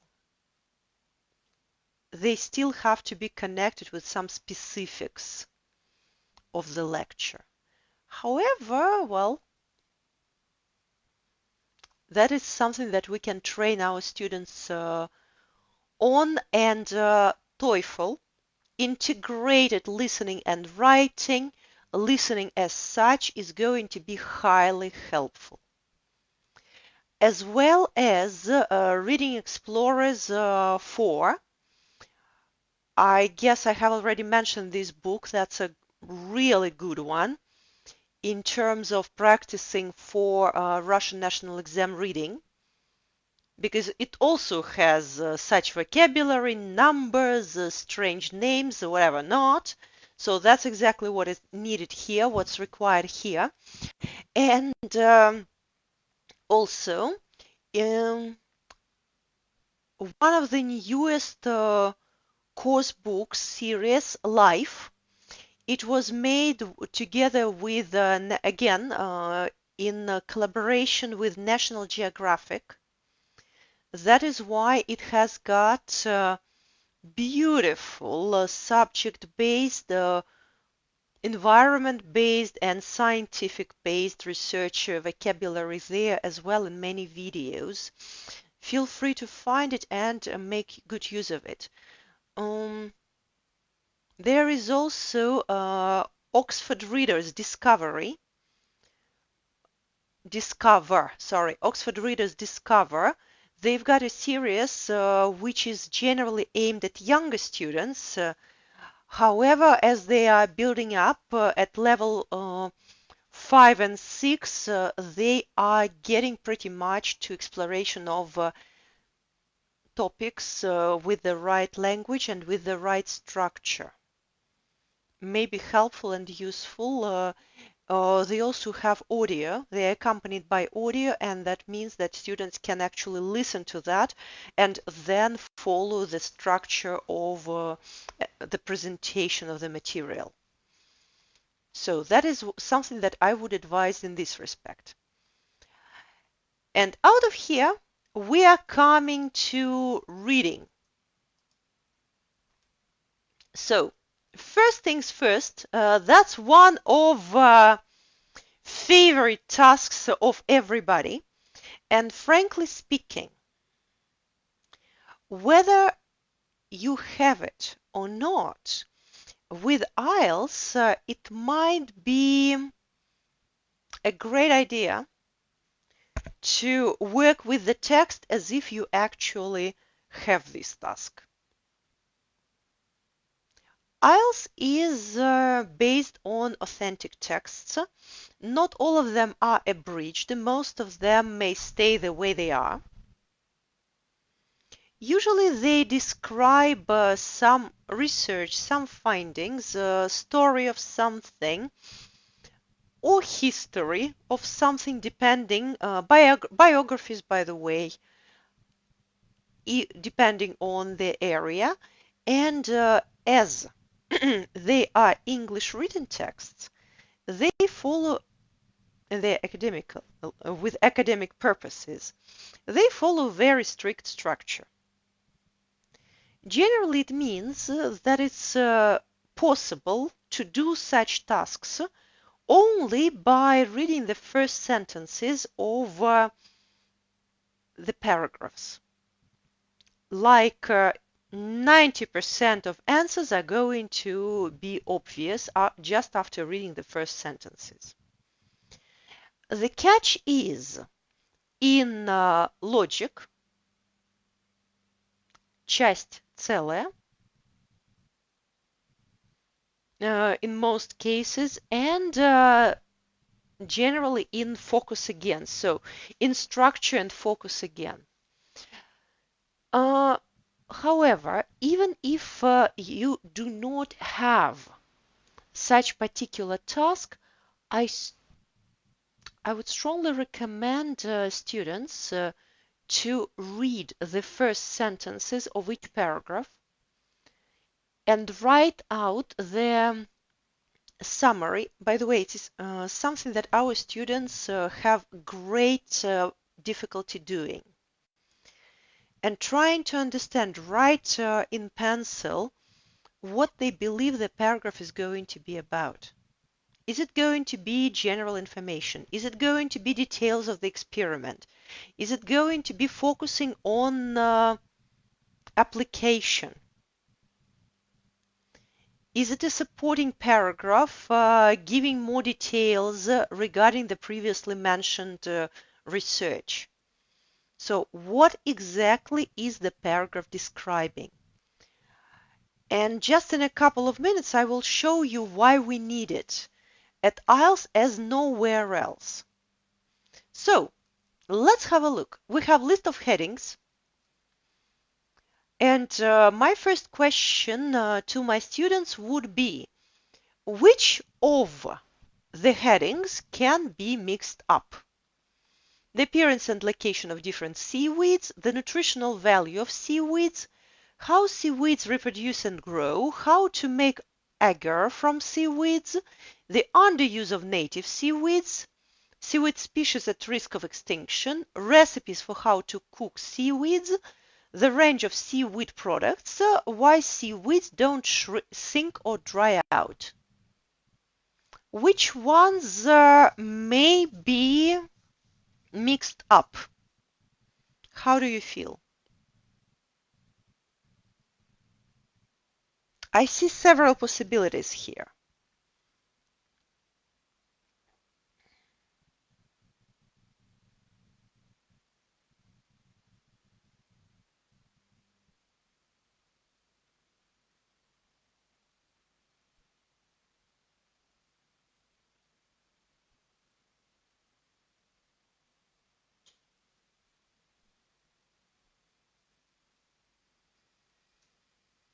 Recipes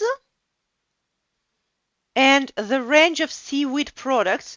Yes, absolutely. So, because if you have recipes, you generally can mix up with products. However, products imply, just the use of the word product implies that it's not only about food, right? Ага, how to make agar and recipes. Once again, опять получается части целое. То есть agar– это часть, и будем ли только мы о нем, а recipes can be a bit different. Okay.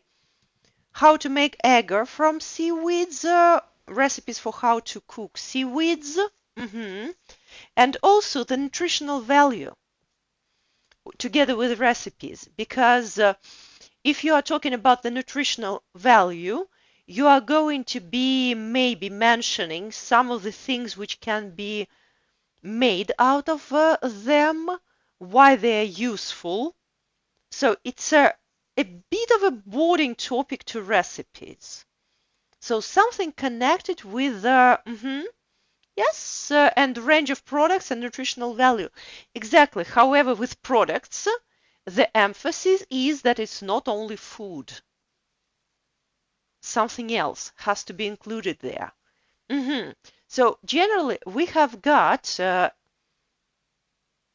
wow, 4 topics which are potentially a problem. And everything else is more or less distinctly separated. Aha, how seaweeds reproduce and grow. Well done, Natalia, absolutely.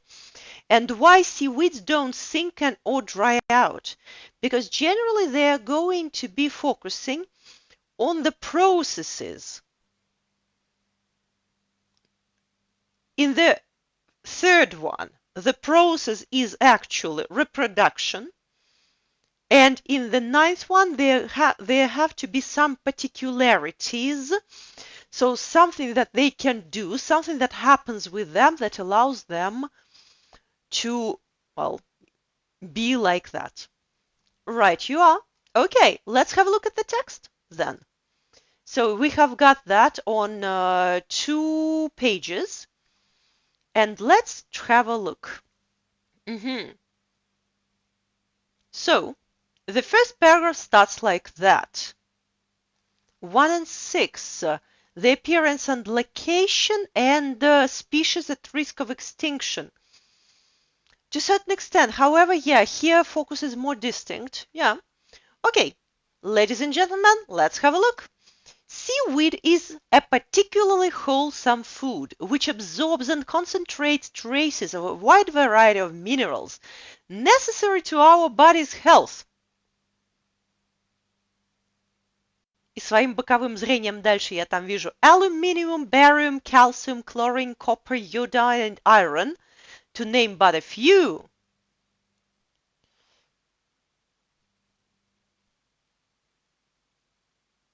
So, how do you feel? Which one is that? Oh, it's here.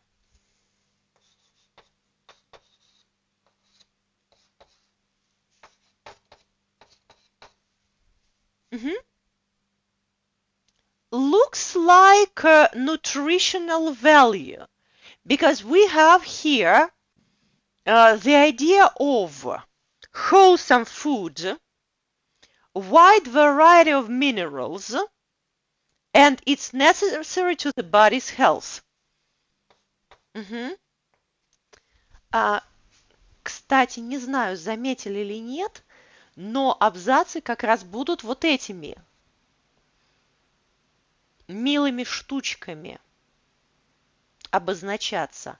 То есть там будет определенная трудность. Мы тоже не всегда любим такое обозначение цифр.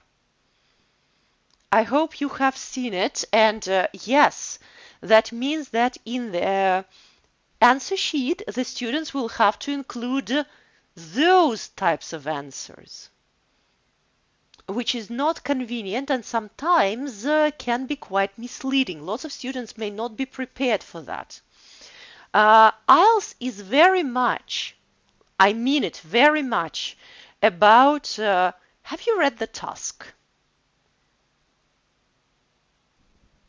It's kind of, naughty on that respect. So let's go on. New Zealand lays claim to approximately 700 species of seaweed, some which have no representation outside that country. This one is tricky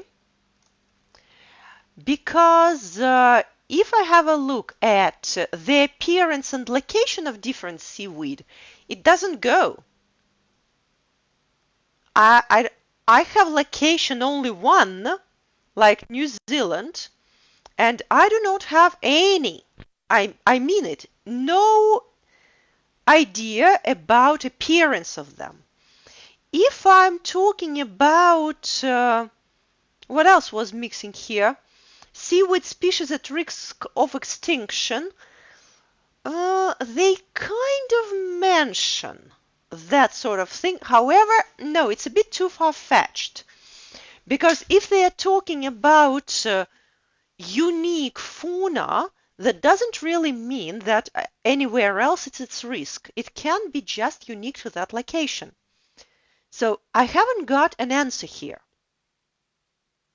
And that's absolutely fine. In this case, in this particular case, I have to read the last sentence.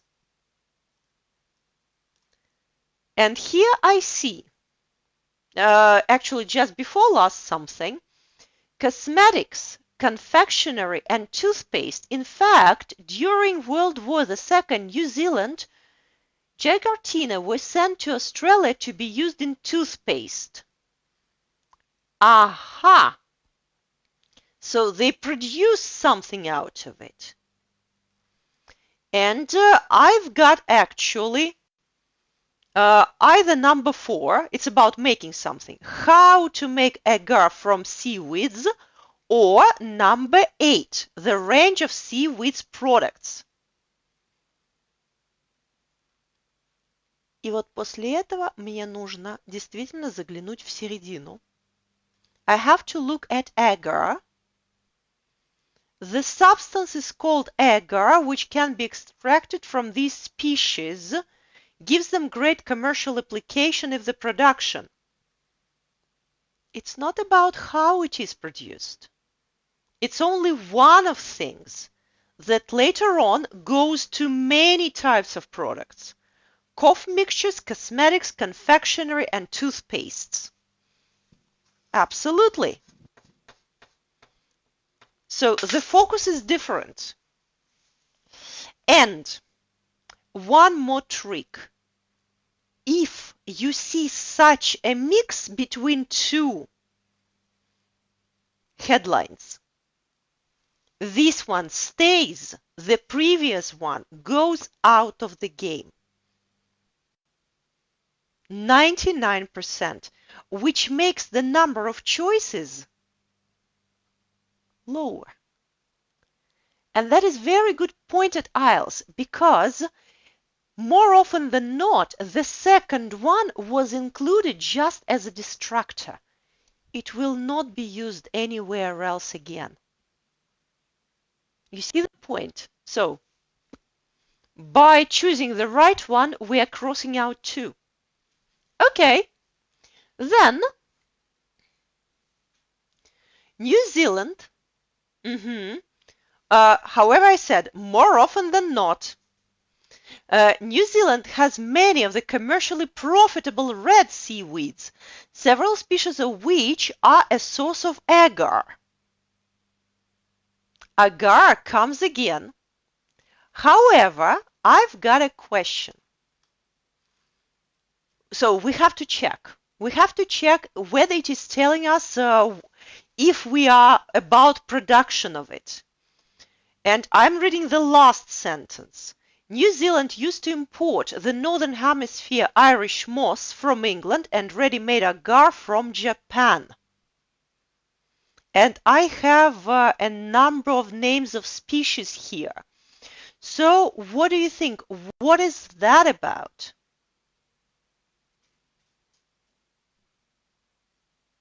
So it's not how to make agar. No. What is that about?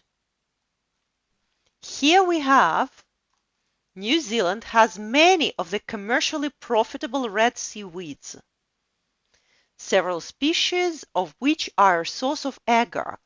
However, New Zealand used to import the Northern Hemisphere Irish moss from England and ready-made agar from Japan.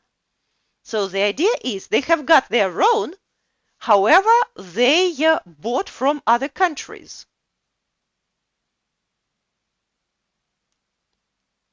Which one goes to that? The underuse of native seaweeds. Yes, exactly. So they have their own, however, they get from other countries. Yes. Чтоб своими-то не воспользоваться, да? Зачем закупать в другом месте? То есть, поняли, как здесь логически это выстраивается. В IELTS очень редко оно выстраивается, как в других экзаменах, основываясь на словаре. Здесь логика. Причем логика не всегда однозначно прописанная в тексте. That is why it's kind of nice and not nice. Then we are coming to the next one. Seaweeds are divided into 3 classes determined by color. Red, brown, and green, and each tends to live in a specific position.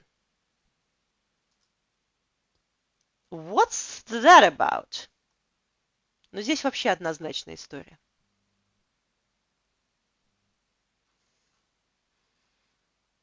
Are divided into 3 classes determined by color, that's appearance, and tends to live in a specific position, that's location. Appearance and location. Let's go on. Oh, okay. Propagation of seaweeds occurs by seed-like spores or by fertilization of egg cells. Я студент, я ничего не поняла.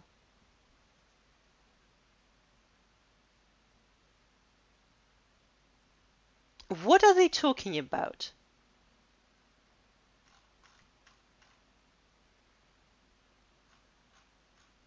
Which word can help me? I don't know the word propagation. I have no idea what it is. Occurs by seed-like spores. Okay, however, I know the word seed, right? And my general knowledge of biology tells me that seed and fertilization of egg are actually about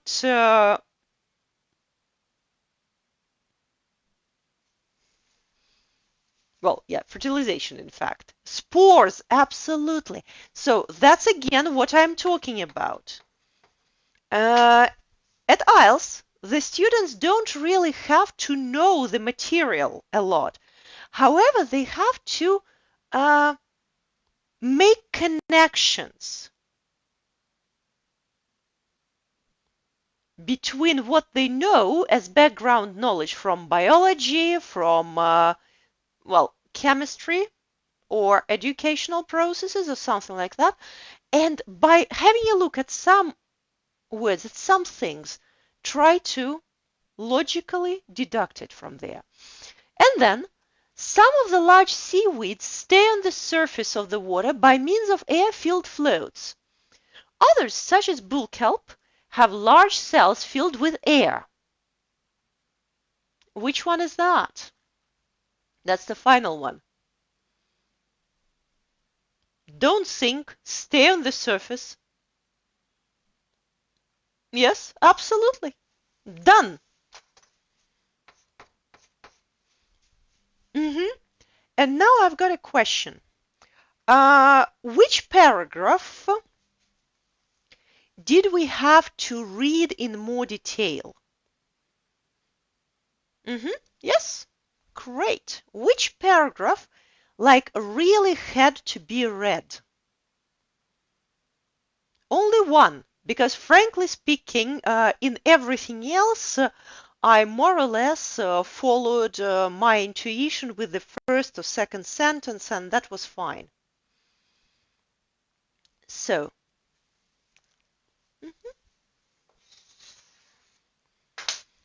another tip. If you have, especially if you have the task with headlines, and you really had to read one of the paragraphs to find information, to find a suitable match for it, once again, 70–80%, your next task is going to be based on reading this paragraph. Let's have a look what I mean. Смотрите.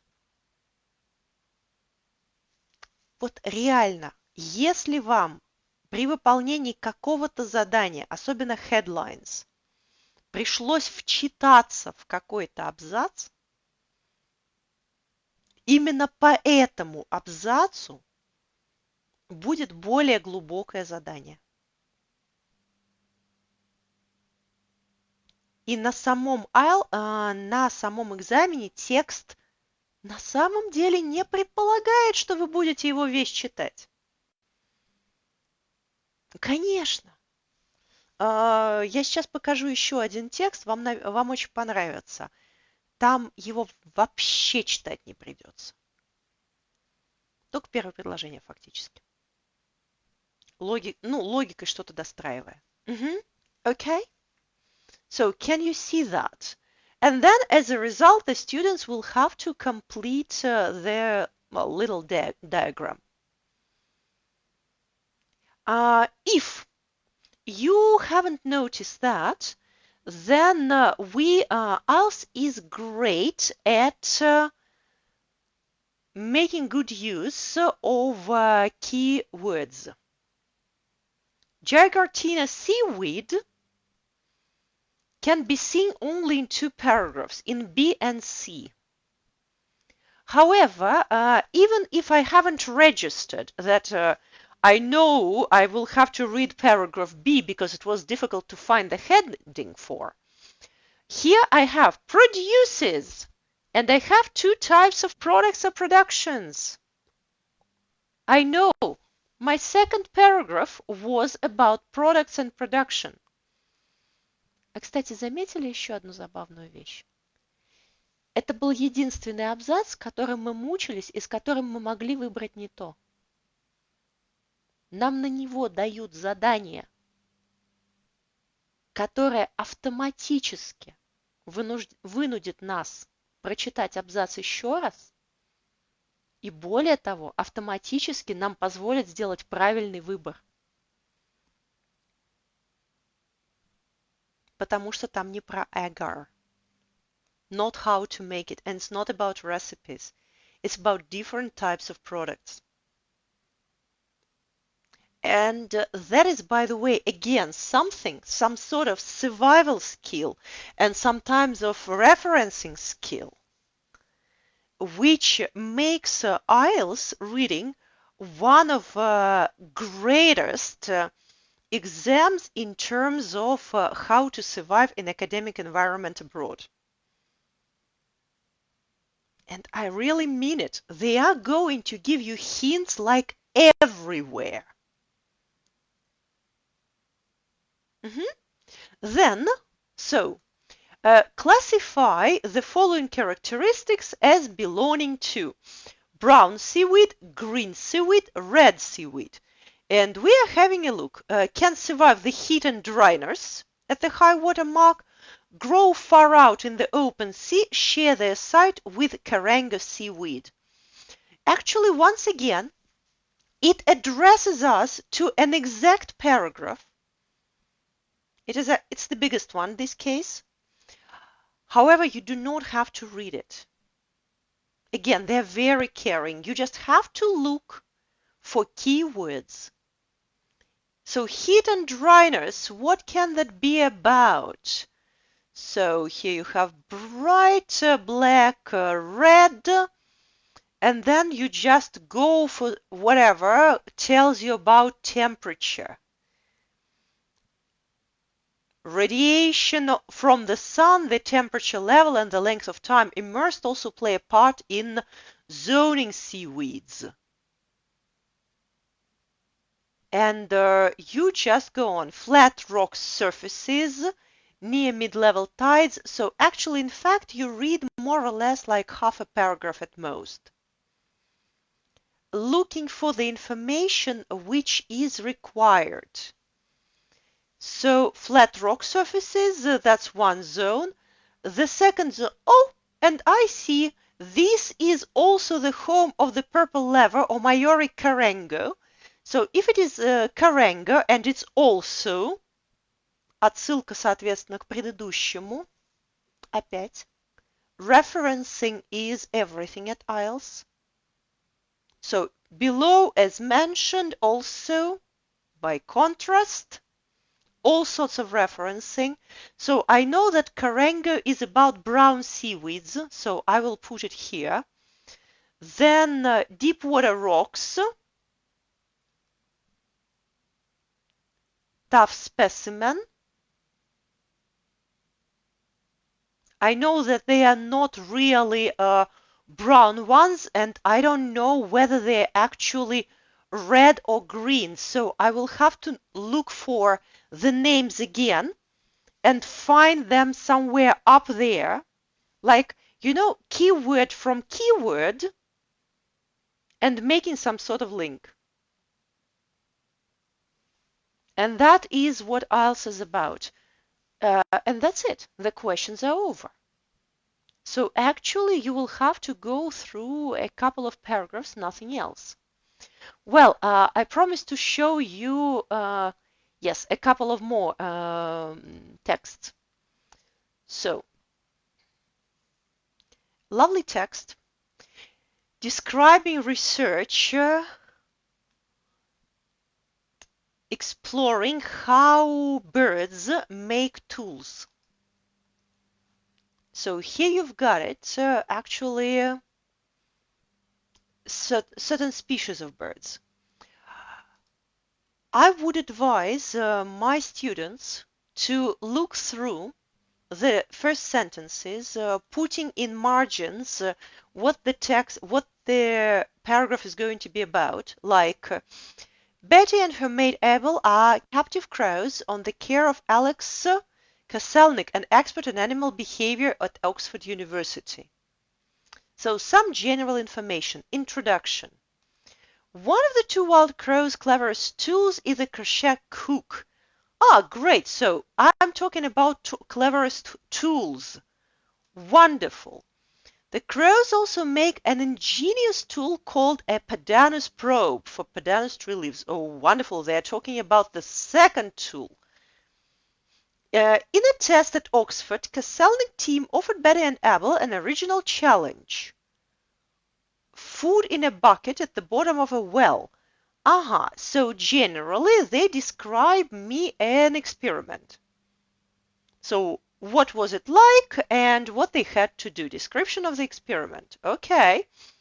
But do they also have the foresight and creativity to plan the construction of their tools?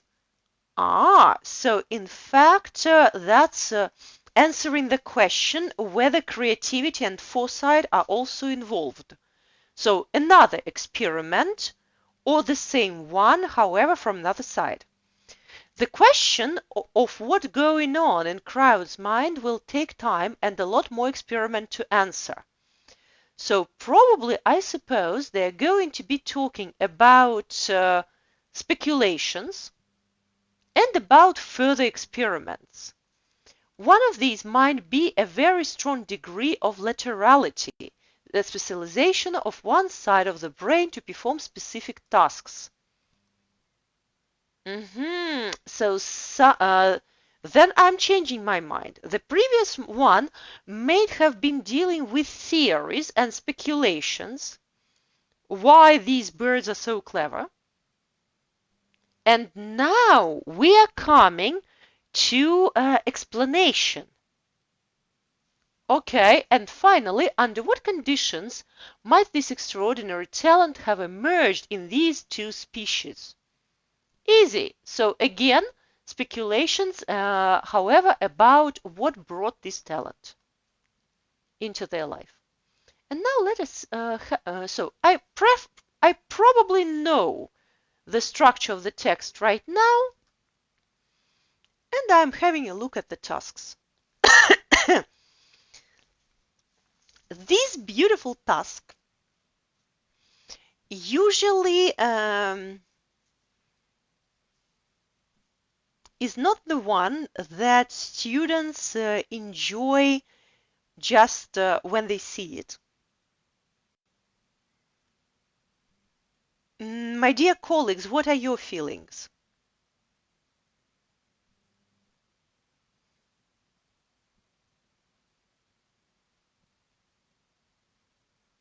How laterality, specialization of one part of the brain, so what it concentrates on and development of it. So how do you feel about the task?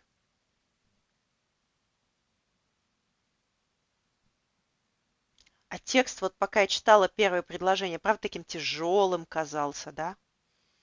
Такой жесткий, тяжелый, там слова такие противные.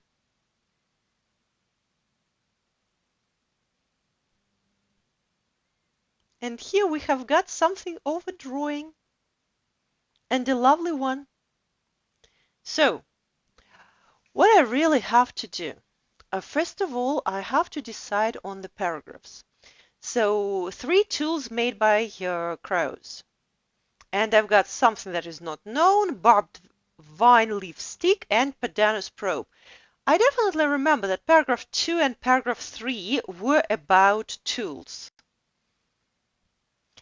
And here, one of the most important things is not to rush. And I mean it. Look at the information which you have got. So side twig, remains of larger twig. I'm not sure about that one. And something with central rib. And then broad end, tiny hook, sharp tip, and series of something created by nipping and tearing. Даже если я половину слов здесь не поняла. Моя задача дальше очень простая. So, I try to decide what I have to do. In the first one, I have to find out the name of the first tool. And definitely it's going to be before barbed vine leaf stick.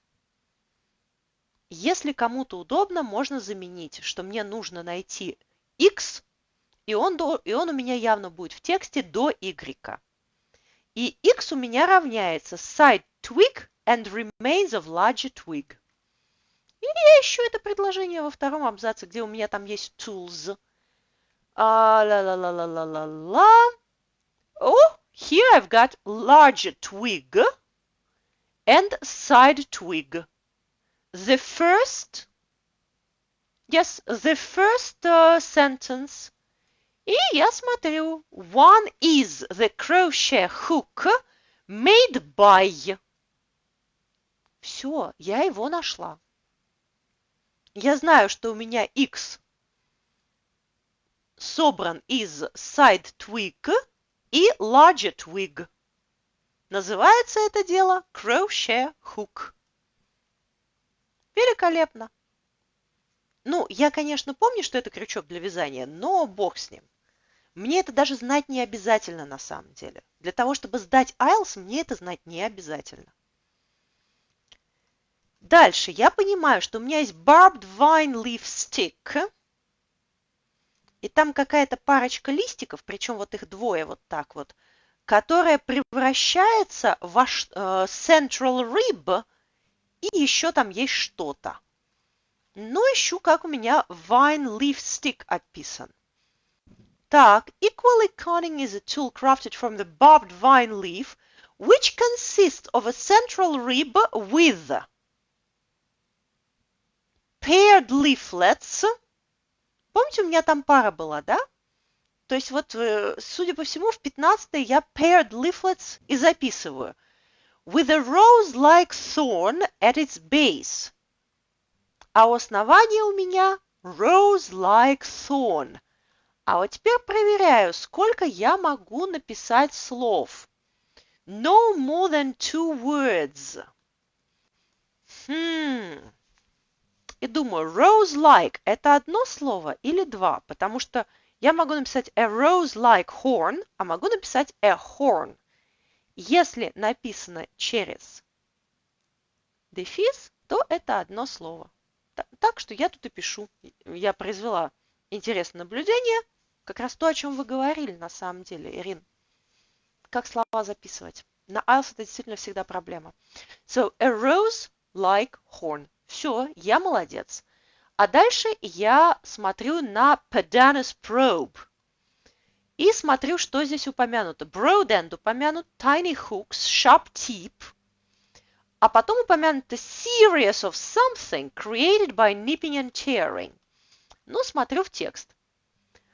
Зная IELTS, там будут упомянуты все вот эти составляющие, а та, которая не упомянута, пойдет в ответ.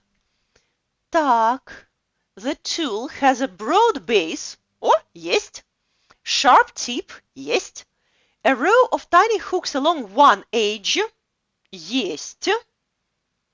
And a tapered shape created by the crow's nipping and tearing. Так, даже вот это есть. Но tapered shape мне не подходит, потому что это не serious. Это что-то одно, а у меня там serious. To form a progression of 3 or 4 steps along the other edge of the leaf. А вот 3 or 4 steps вполне подпадают под историю serious, и я там и пишу series of steps created by nipping and tearing. Угу. А вот дальше все очень интересно, потому что если вы посмотрите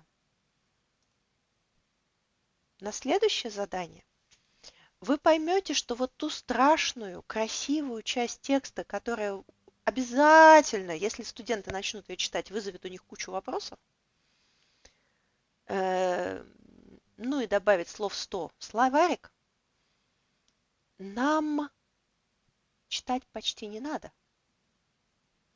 Наши вопросы с 18 по 23 концентрируются опять же на том абзаце, который мы уже и так начали изучать и читать.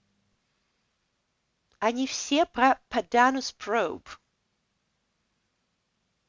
There appears to be a fixed pattern. There is a plenty of evidence. Practice a number of times before, and so on and so forth. So the whole task with true-false not given questions concentrates on one paragraph. Мы опять получается, что с вами из большого текста читали 1,5 абзаца. Именно поэтому очень полезно в Ielts примерно представлять, о чем, но не всегда сильно углубляться. Ну, самое интересное здесь, according to the information in the passage, which 3 of the following features are probably common to both New Caledonian crows and human beings? So that actually will bring us to having a look at one more paragraph where at least we really have to look at people and human beings. So it's definitely not the first paragraph. It's not the second and the third. It's about tools. The third one is about test. It's description of experiment. The fourth is about another side of this test and maybe another experiment and similar experience. And now we are coming to the final ones, 1, 2, 3. And we need something that tells us about humans. The question of what's going on in Crow's mind will take time and a lot more experiments to answer. But there could be a lesson in it for understanding our own evolution. Если бы я дочитала первое предложение этого абзаца до конца, я бы точно знала, что мне нужно смотреть именно здесь. И вот здесь у нас про человека. Maybe our ancestors, who suddenly began to create symmetrical tools with carefully worked edges some 1 million years ago, didn't actually have the sophisticated mental abilities with which we credit them. Closer scrutiny of the brain of New Caledonian crows might provide a few pointers to the special attributes they would have indeed. If we were lucky, we may find specific developments in the brain that set these animals apart. And now we are having a look to how far we will have to go. So keeping the same mate for life, having few natural predators, having a bias to the right, When working, being able to process sequential tasks, living in extended family groups, eating a variety of foodstuffs, being able to adapt to diverse habitat. So I'm looking forward to these speculations. So the first one would be kind of the first speculation and then answering the questions. In people, the left side of the brain controls the processing of complex sequential tasks and also language and speech. Language and speech. One of the consequences of this is thought to be right-handedness. Biologists have noticed that most pandanus probes are cut from the left side of the leaf, meaning that the birds clip them with the right side of their beak, the crow's equivalent of right-handedness. So, in fact, we have already found one, and so on, having a bias to the right when working. And this one is going to be more about the way of elimination. Я сейчас действительно почитала все. На самом деле, как всегда, в Ielts читать все не надо. Вам действительно нужно понаходить ключевые слова. Same mate for life. Пытаемся найти что-то про partnership, wife, husband or something. Few natural predators, hunting predators, and so on. So we kind of predict the context, look for these keywords. We may not find them. Okay, we're just leaving that aside. After all, we have to find only 3 out of 7. We just go by the way of elimination. We will have the right when working, right-handedness, yes, being able to process sequential tasks. Yes, it is mentioned, but it's mentioned about humans, not about crows. Extended family groups, so kind of large, big, huge, and we just go one by one, eliminating the options rather than looking for the right ones. So Ielts is very specific about that. And one more task which I really wanted to show to you. Yes, here it is. Again, with a list of headings which will help you to generally go through the whole task and be able to get the best of ideas about where to look for answers.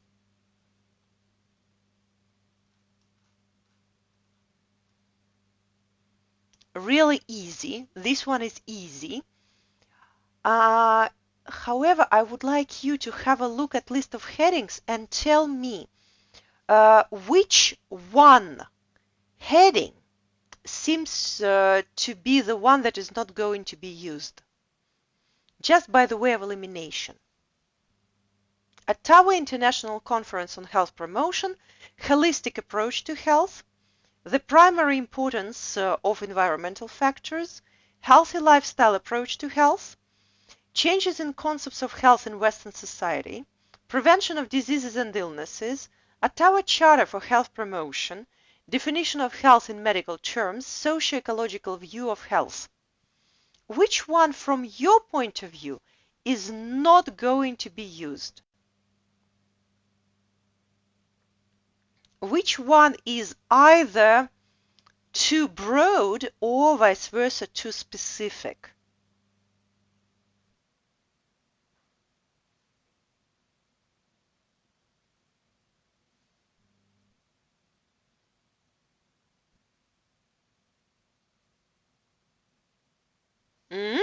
Opinions divided. Okay, probably we do not, logically, we do not have questions 2. Holistic approach to health, so healthy lifestyle approach to health, no problem. Socio-ecological view of health, they fall into the scheme.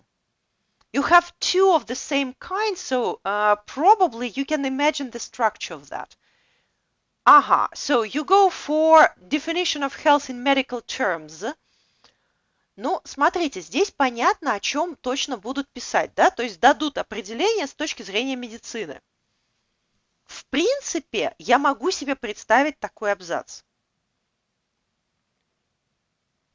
А, кстати, prevention of diseases and illnesses очень широкий, да, то есть кажется, что это не абзац будет, а целый большой текст. То есть о чем писать-то? Вот если вам дадут вот эту тему, prevention of diseases and illnesses, о чем вы будете писать? То есть у меня под сомнением у меня 6. Хорошо, я его поставила под сомнение.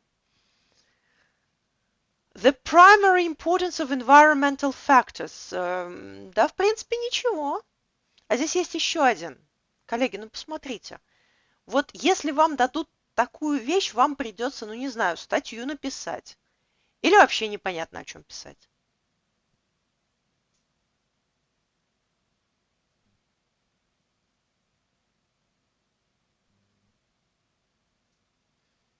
Не, подождите, у вас holistic approach to health, healthy lifestyle approach to health и socio-ecological view of health явно в одну структурную историю ложатся. У вас 3, понимаете, они у вас как 3 абзаца подряд смотрятся. Они ими не будут, но... Коллеги, а о чем вы будете писать в абзаце, который называется Ottawa International Conference on Health Promotion?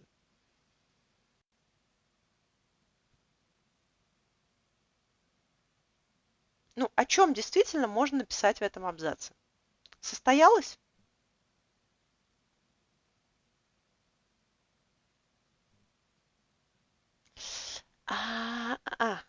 Смотрите, текст Ielts таким не бывает.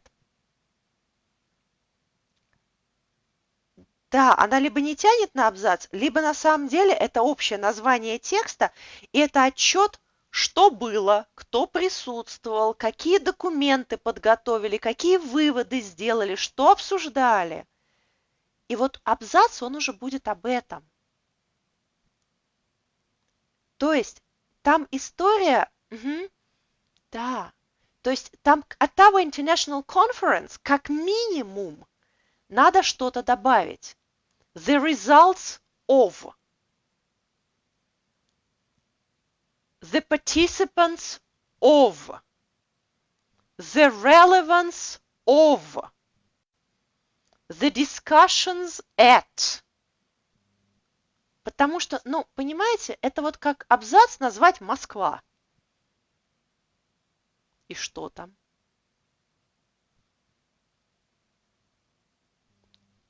Все равно у абзаца текста есть заточенность очень яркая на что-то. Там либо проблематика должна быть, либо освещение с одной стороны. То есть вот prevention of disease and illness, да, цель размыта. Это, я прошу прощения, это может быть на ОГЭ и ЕГЭ, но на IELTS это быть никогда не может. И на первом сертификате тоже. Никогда. Там убрали уже это задание, к сожалению. Потому что абзац это вот с какой-то одной точки зрения. Он должен отвечать на какой-то вопрос. Если в голове не рождается этого вопроса при взгляде на название абзаца, его надо выкидывать оттуда. Его не будет, просто его можно даже не учитывать или учитывать в последнюю очередь. Вот здесь классический текст на самом деле на то, что у вас есть, у вас здесь будет 3 абзаца, в которых вы будете между двумя сомневаться, и второй будет именно отвлекающим маневром по логике. Давайте я покажу это на 3-м абзаце на примере. Смотрите. The 1970s was a time of focusing on the prevention of disease and illness by emphasizing the importance of the lifestyle and behavior of the individual. У вас есть и prevention of disease and illness, и у вас есть importance of the lifestyle and behavior. А теперь нужно решить, глядя на это предложение, что является общим, а что является частным. Абзац про частное. Абзац заточен.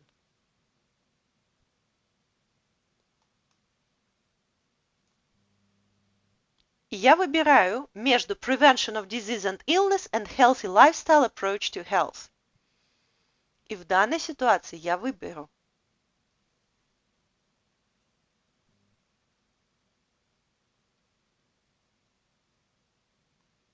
Вы ждете, пока я скажу?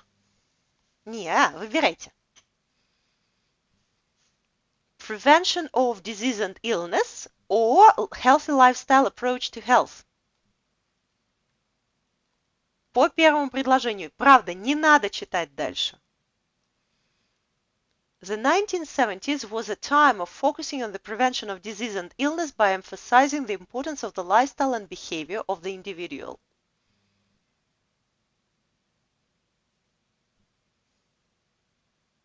D. Paragraph D.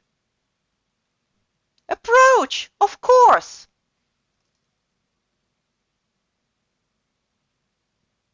Approach, конечно, потому что prevention of disease and illness – это глобальная тема, вы ее на самом деле практически выкинули, и правильно сделали, мы ее под сомнение поставили, помните, слишком глобальная, и мы рассматривать будем только один способ prevention of disease and illness. Prevention общее. А каким конкретным образом? By healthy lifestyle. Это частное. Именно об этом будет абзац. Абзац о частном. Он не может быть об общем. Показала как. И, соответственно, здесь еще есть during 1980s, абзац И, та же самая история. During 1980s and 1990s, there has been a growing swing away from seeing lifestyle risks as the root cause to poor health. Здесь придется чуть-чуть почитать, но мы потом еще придется почитать. While lifestyle factors still remain important, health is being viewed also in terms of social, economic and environmental context in which people live. И у меня есть три. У меня есть три контекста. Поэтому the primary importance of environmental factors вычеркивается мгновенно. Он один из трех. У него нет primary importance. А я смотрю, подо что попадает все остальное. Social, economic and environmental. Socio-ecological view. И я не зря это предложение вынуждена была прочитать. У меня потом в задании будет стопроцентное попадание, вынуждающее меня прочитать именно это предложение. Ielts очень забавно устроил. Соответственно, я уже вычеркнула на самом деле 4 названия абзаца, а не 2. Помните, у нас половина так, отвлекающим маневром пришла. Но этот текст, он на самом деле не сильно изысканный. Если у вас... Давайте посмотрим на еще одно задание здесь. Questions 1922. Using no more than 3 words from the passage, answer the following questions. Write your answers in boxes 1922 on your answer sheet. Yeah? In which year did the World Health Organization define health in terms of mental, physical and social well-being? По словам, я тут буду искать World Health Organization, и я четко ориентируюсь in which year. Поэтому, охватывая текст взглядом, я вижу, что у меня здесь рядом с World Health Organization только, собственно, 2 года написано. 1946 в абзаце C и 1986 в абзаце И и F. И я помню, что в абзаце И у меня уже socio-ecological view of health, то есть у меня social, economic, environmental. А здесь у меня mental, physical and social. Пересеклось только одно слово. Значит, я ищу это в абзаце C. И я смотрю, У меня там перед годом есть physical, mental, social well-being. Молодец, все, 1946 год записываю. То есть в Ielts должно быть очень однозначное соответствие. Если я представляю себе структуру, логическую структуру текста, мне проще найти тот абзац, в котором я буду это смотреть. Например, which members of society benefited most from the healthy lifestyle approach to health? У меня было healthy lifestyle approach, точно в абзаце D. У меня есть members of society. Я мгновенно вижу wealthy members of society. Теперь мне нужно понять, что они benefited или не benefited. И я читаю предложение с этим словосочетанием.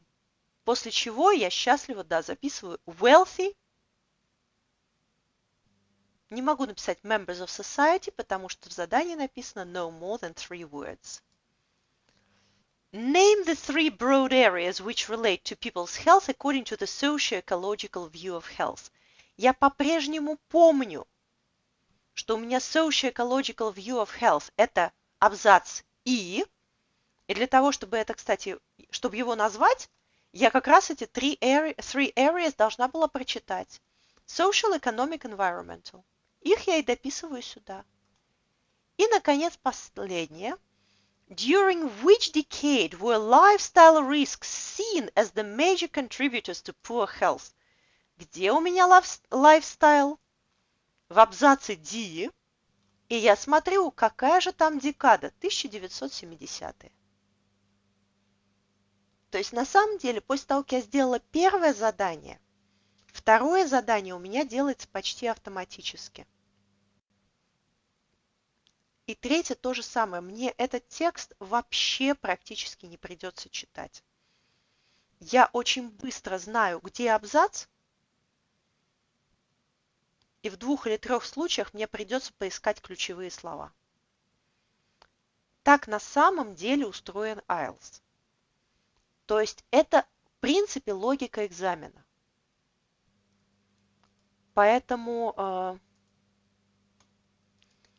если вы посмотрите вот на этот прекрасный текст, который при чтении, вы уж меня простите, действительно, если в него вчитываться, то можно очень сильно голову свернуть. Но что здесь опять-таки нужно сделать? Здесь нужно опять просмотреть логику текста. У меня первое. One of the most eminent of psychologists, Clark Hall, claimed that. Так, то есть у меня была идея этого Кларка Халла. Замечательно.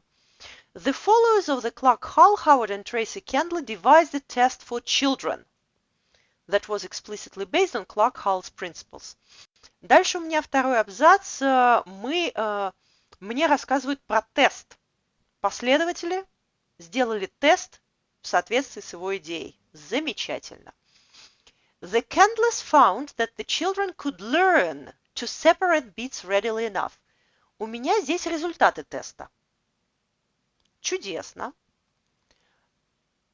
Дальше четвертый абзац. The mystery at first appears to deepen when we learn from another psychologist, Michael Cole and his colleagues, that adults in an African culture apparently cannot do the Kendalls task either. То есть у меня в результате дети что-то не смогли сделать. И появился Майкл Коул с коллегами, которые на взрослых перенес эксперимент. Так, instead of the button pressing machine, Cole used a locked box and 2 differently colored matchboxes, one of which contained a key that would open the box. То есть он изменил еще и механизм теста. Instead of. Там была одна машина, он применил вторую. Замечательно. Дальше я не дочитываю эти абзацы. Recent work by Simon Hewson is of great interest here, for it shows that for young children too, the difficulty lies not in the inferential process which the task demands, but in чего-то там. У меня появился новый ученый, который опять сконцентрировался на детях. Так, Hewson made two crucial changes. И он опять у меня переделал машинку, с помощью которой экспериментировали. A child understands nothing after all about how a marble put into a hole can open a little door. Так, то есть у нас, соответственно, рассказывается про механизм, что ж там было. Про эти И у нас появляются в этом механизме marbles. Ну, замечательно. And the two modifications together produced a jump in success rates. У меня результаты опять эксперимента с разными детьми. And we may conclude then. Дальше я смотрю на задание. И задание прекрасное. Потому что мне нужно перечислить, кто этим занимался. Is cited as famous in the field of psychology. У меня только про одного рассказывали, все остальные про эксперименты. Рассказывали в начале, там представили Кларк Халл. Его и запишем. Demonstrated that two-stage experiment involving button pressing and inserting a marble into a hole poses problems for certain adults as well as children. Взрослыми у меня занимался там только один, Майкл Коул. Его и запишем, остальные с детьми возились. Devised an experiment that investigated deductive reasoning without the use of any marbles. Ага, я помню, что у меня есть двое, которые изменяли на самом деле эксперимент. Это Майкл Коул и последний, Хьюсон. Но фамилии Майкла Коула, вернее Хьюсона у меня здесь нет. Пишу Майкл Коул. Appears to have proved that a change in the apparatus dramatically improves the performance of children of certain ages. А изменением машинки для эксперимента у меня занимался Хьюсон, которого здесь нет в ответах. Но я точно знаю, что не Кларк Халл, он ничего не сделал, кроме высказанного предположения. Ховард и Трейси Кендлер устроили первый эксперимент на детях, а дальше уже все меняли дальше. О, у меня опять Майкл Коул. Ну, замечательно. Так, use the machine to measure inductive reasoning that replaced button pressing with drawer opening. Я помню, это точно был Коул, потому что он у меня как раз button pressing заменил. Experimented with things that the subject might have been expected to encounter in everyday life rather than with a machine. Вот здесь придется смотреть на эксперимент и на описание машинки. С большей степенью вероятности это будет Майкл Коул, но это на самом деле был он, потому что первые какую-то button pressing machine использовали, а он key and open the door. Так что там можно логикой достроить, а можно на самом деле и посмотреть. И, наконец, compare the performance of 5-year-olds with college students. Про взрослых у меня был только Майкл Коул. И, наконец, is cited as having demonstrated that earlier experiments, если early experiments это точно не Ховард и Трейси Кендлер, они были первыми. До них никого не было. После early experiments я честно могу написать Майкл Коул. Я знаю, что я знакома с этим текстом, но реально логика текста такова, что мне 2-3 слова, основываясь на логике и survival skills, дают все ответы. Первые представили идею, вторые экспериментировали, они были первыми. Третий поэкспериментировал на взрослых и изменил машинку. Четвертый ввел еще 2 изменения, и его результаты экспериментировал на детях, и его результаты оказались вот такими-то. Мне это достаточно для того, чтобы на самом деле ответить на практически все задания к тексту. Потому что если я буду читать и разбираться в этом эксперименте, ну, честно скажу, оно звучит слишком задумчиво. Ielts на это не направлен. То есть прекрасно, если ваш студент может хорошо разобраться с текстом, знает оттуда 90% слов, потом еще и может его пересказать, но он не должен это делать на экзамене. На экзамене тренируются действительно survival skills и умение логически ориентироваться в тексте и выстраивать цепочку. Не знаю, как вы отнесетесь после этого к IELTS, но вот такой экзамен. So, sorry for having to keep you a bit longer. I just hope that was kind of either inspirational or maybe challenging in terms of exam preparation. That was IELTS. Next time we will have a look at some particularities of TOEFL.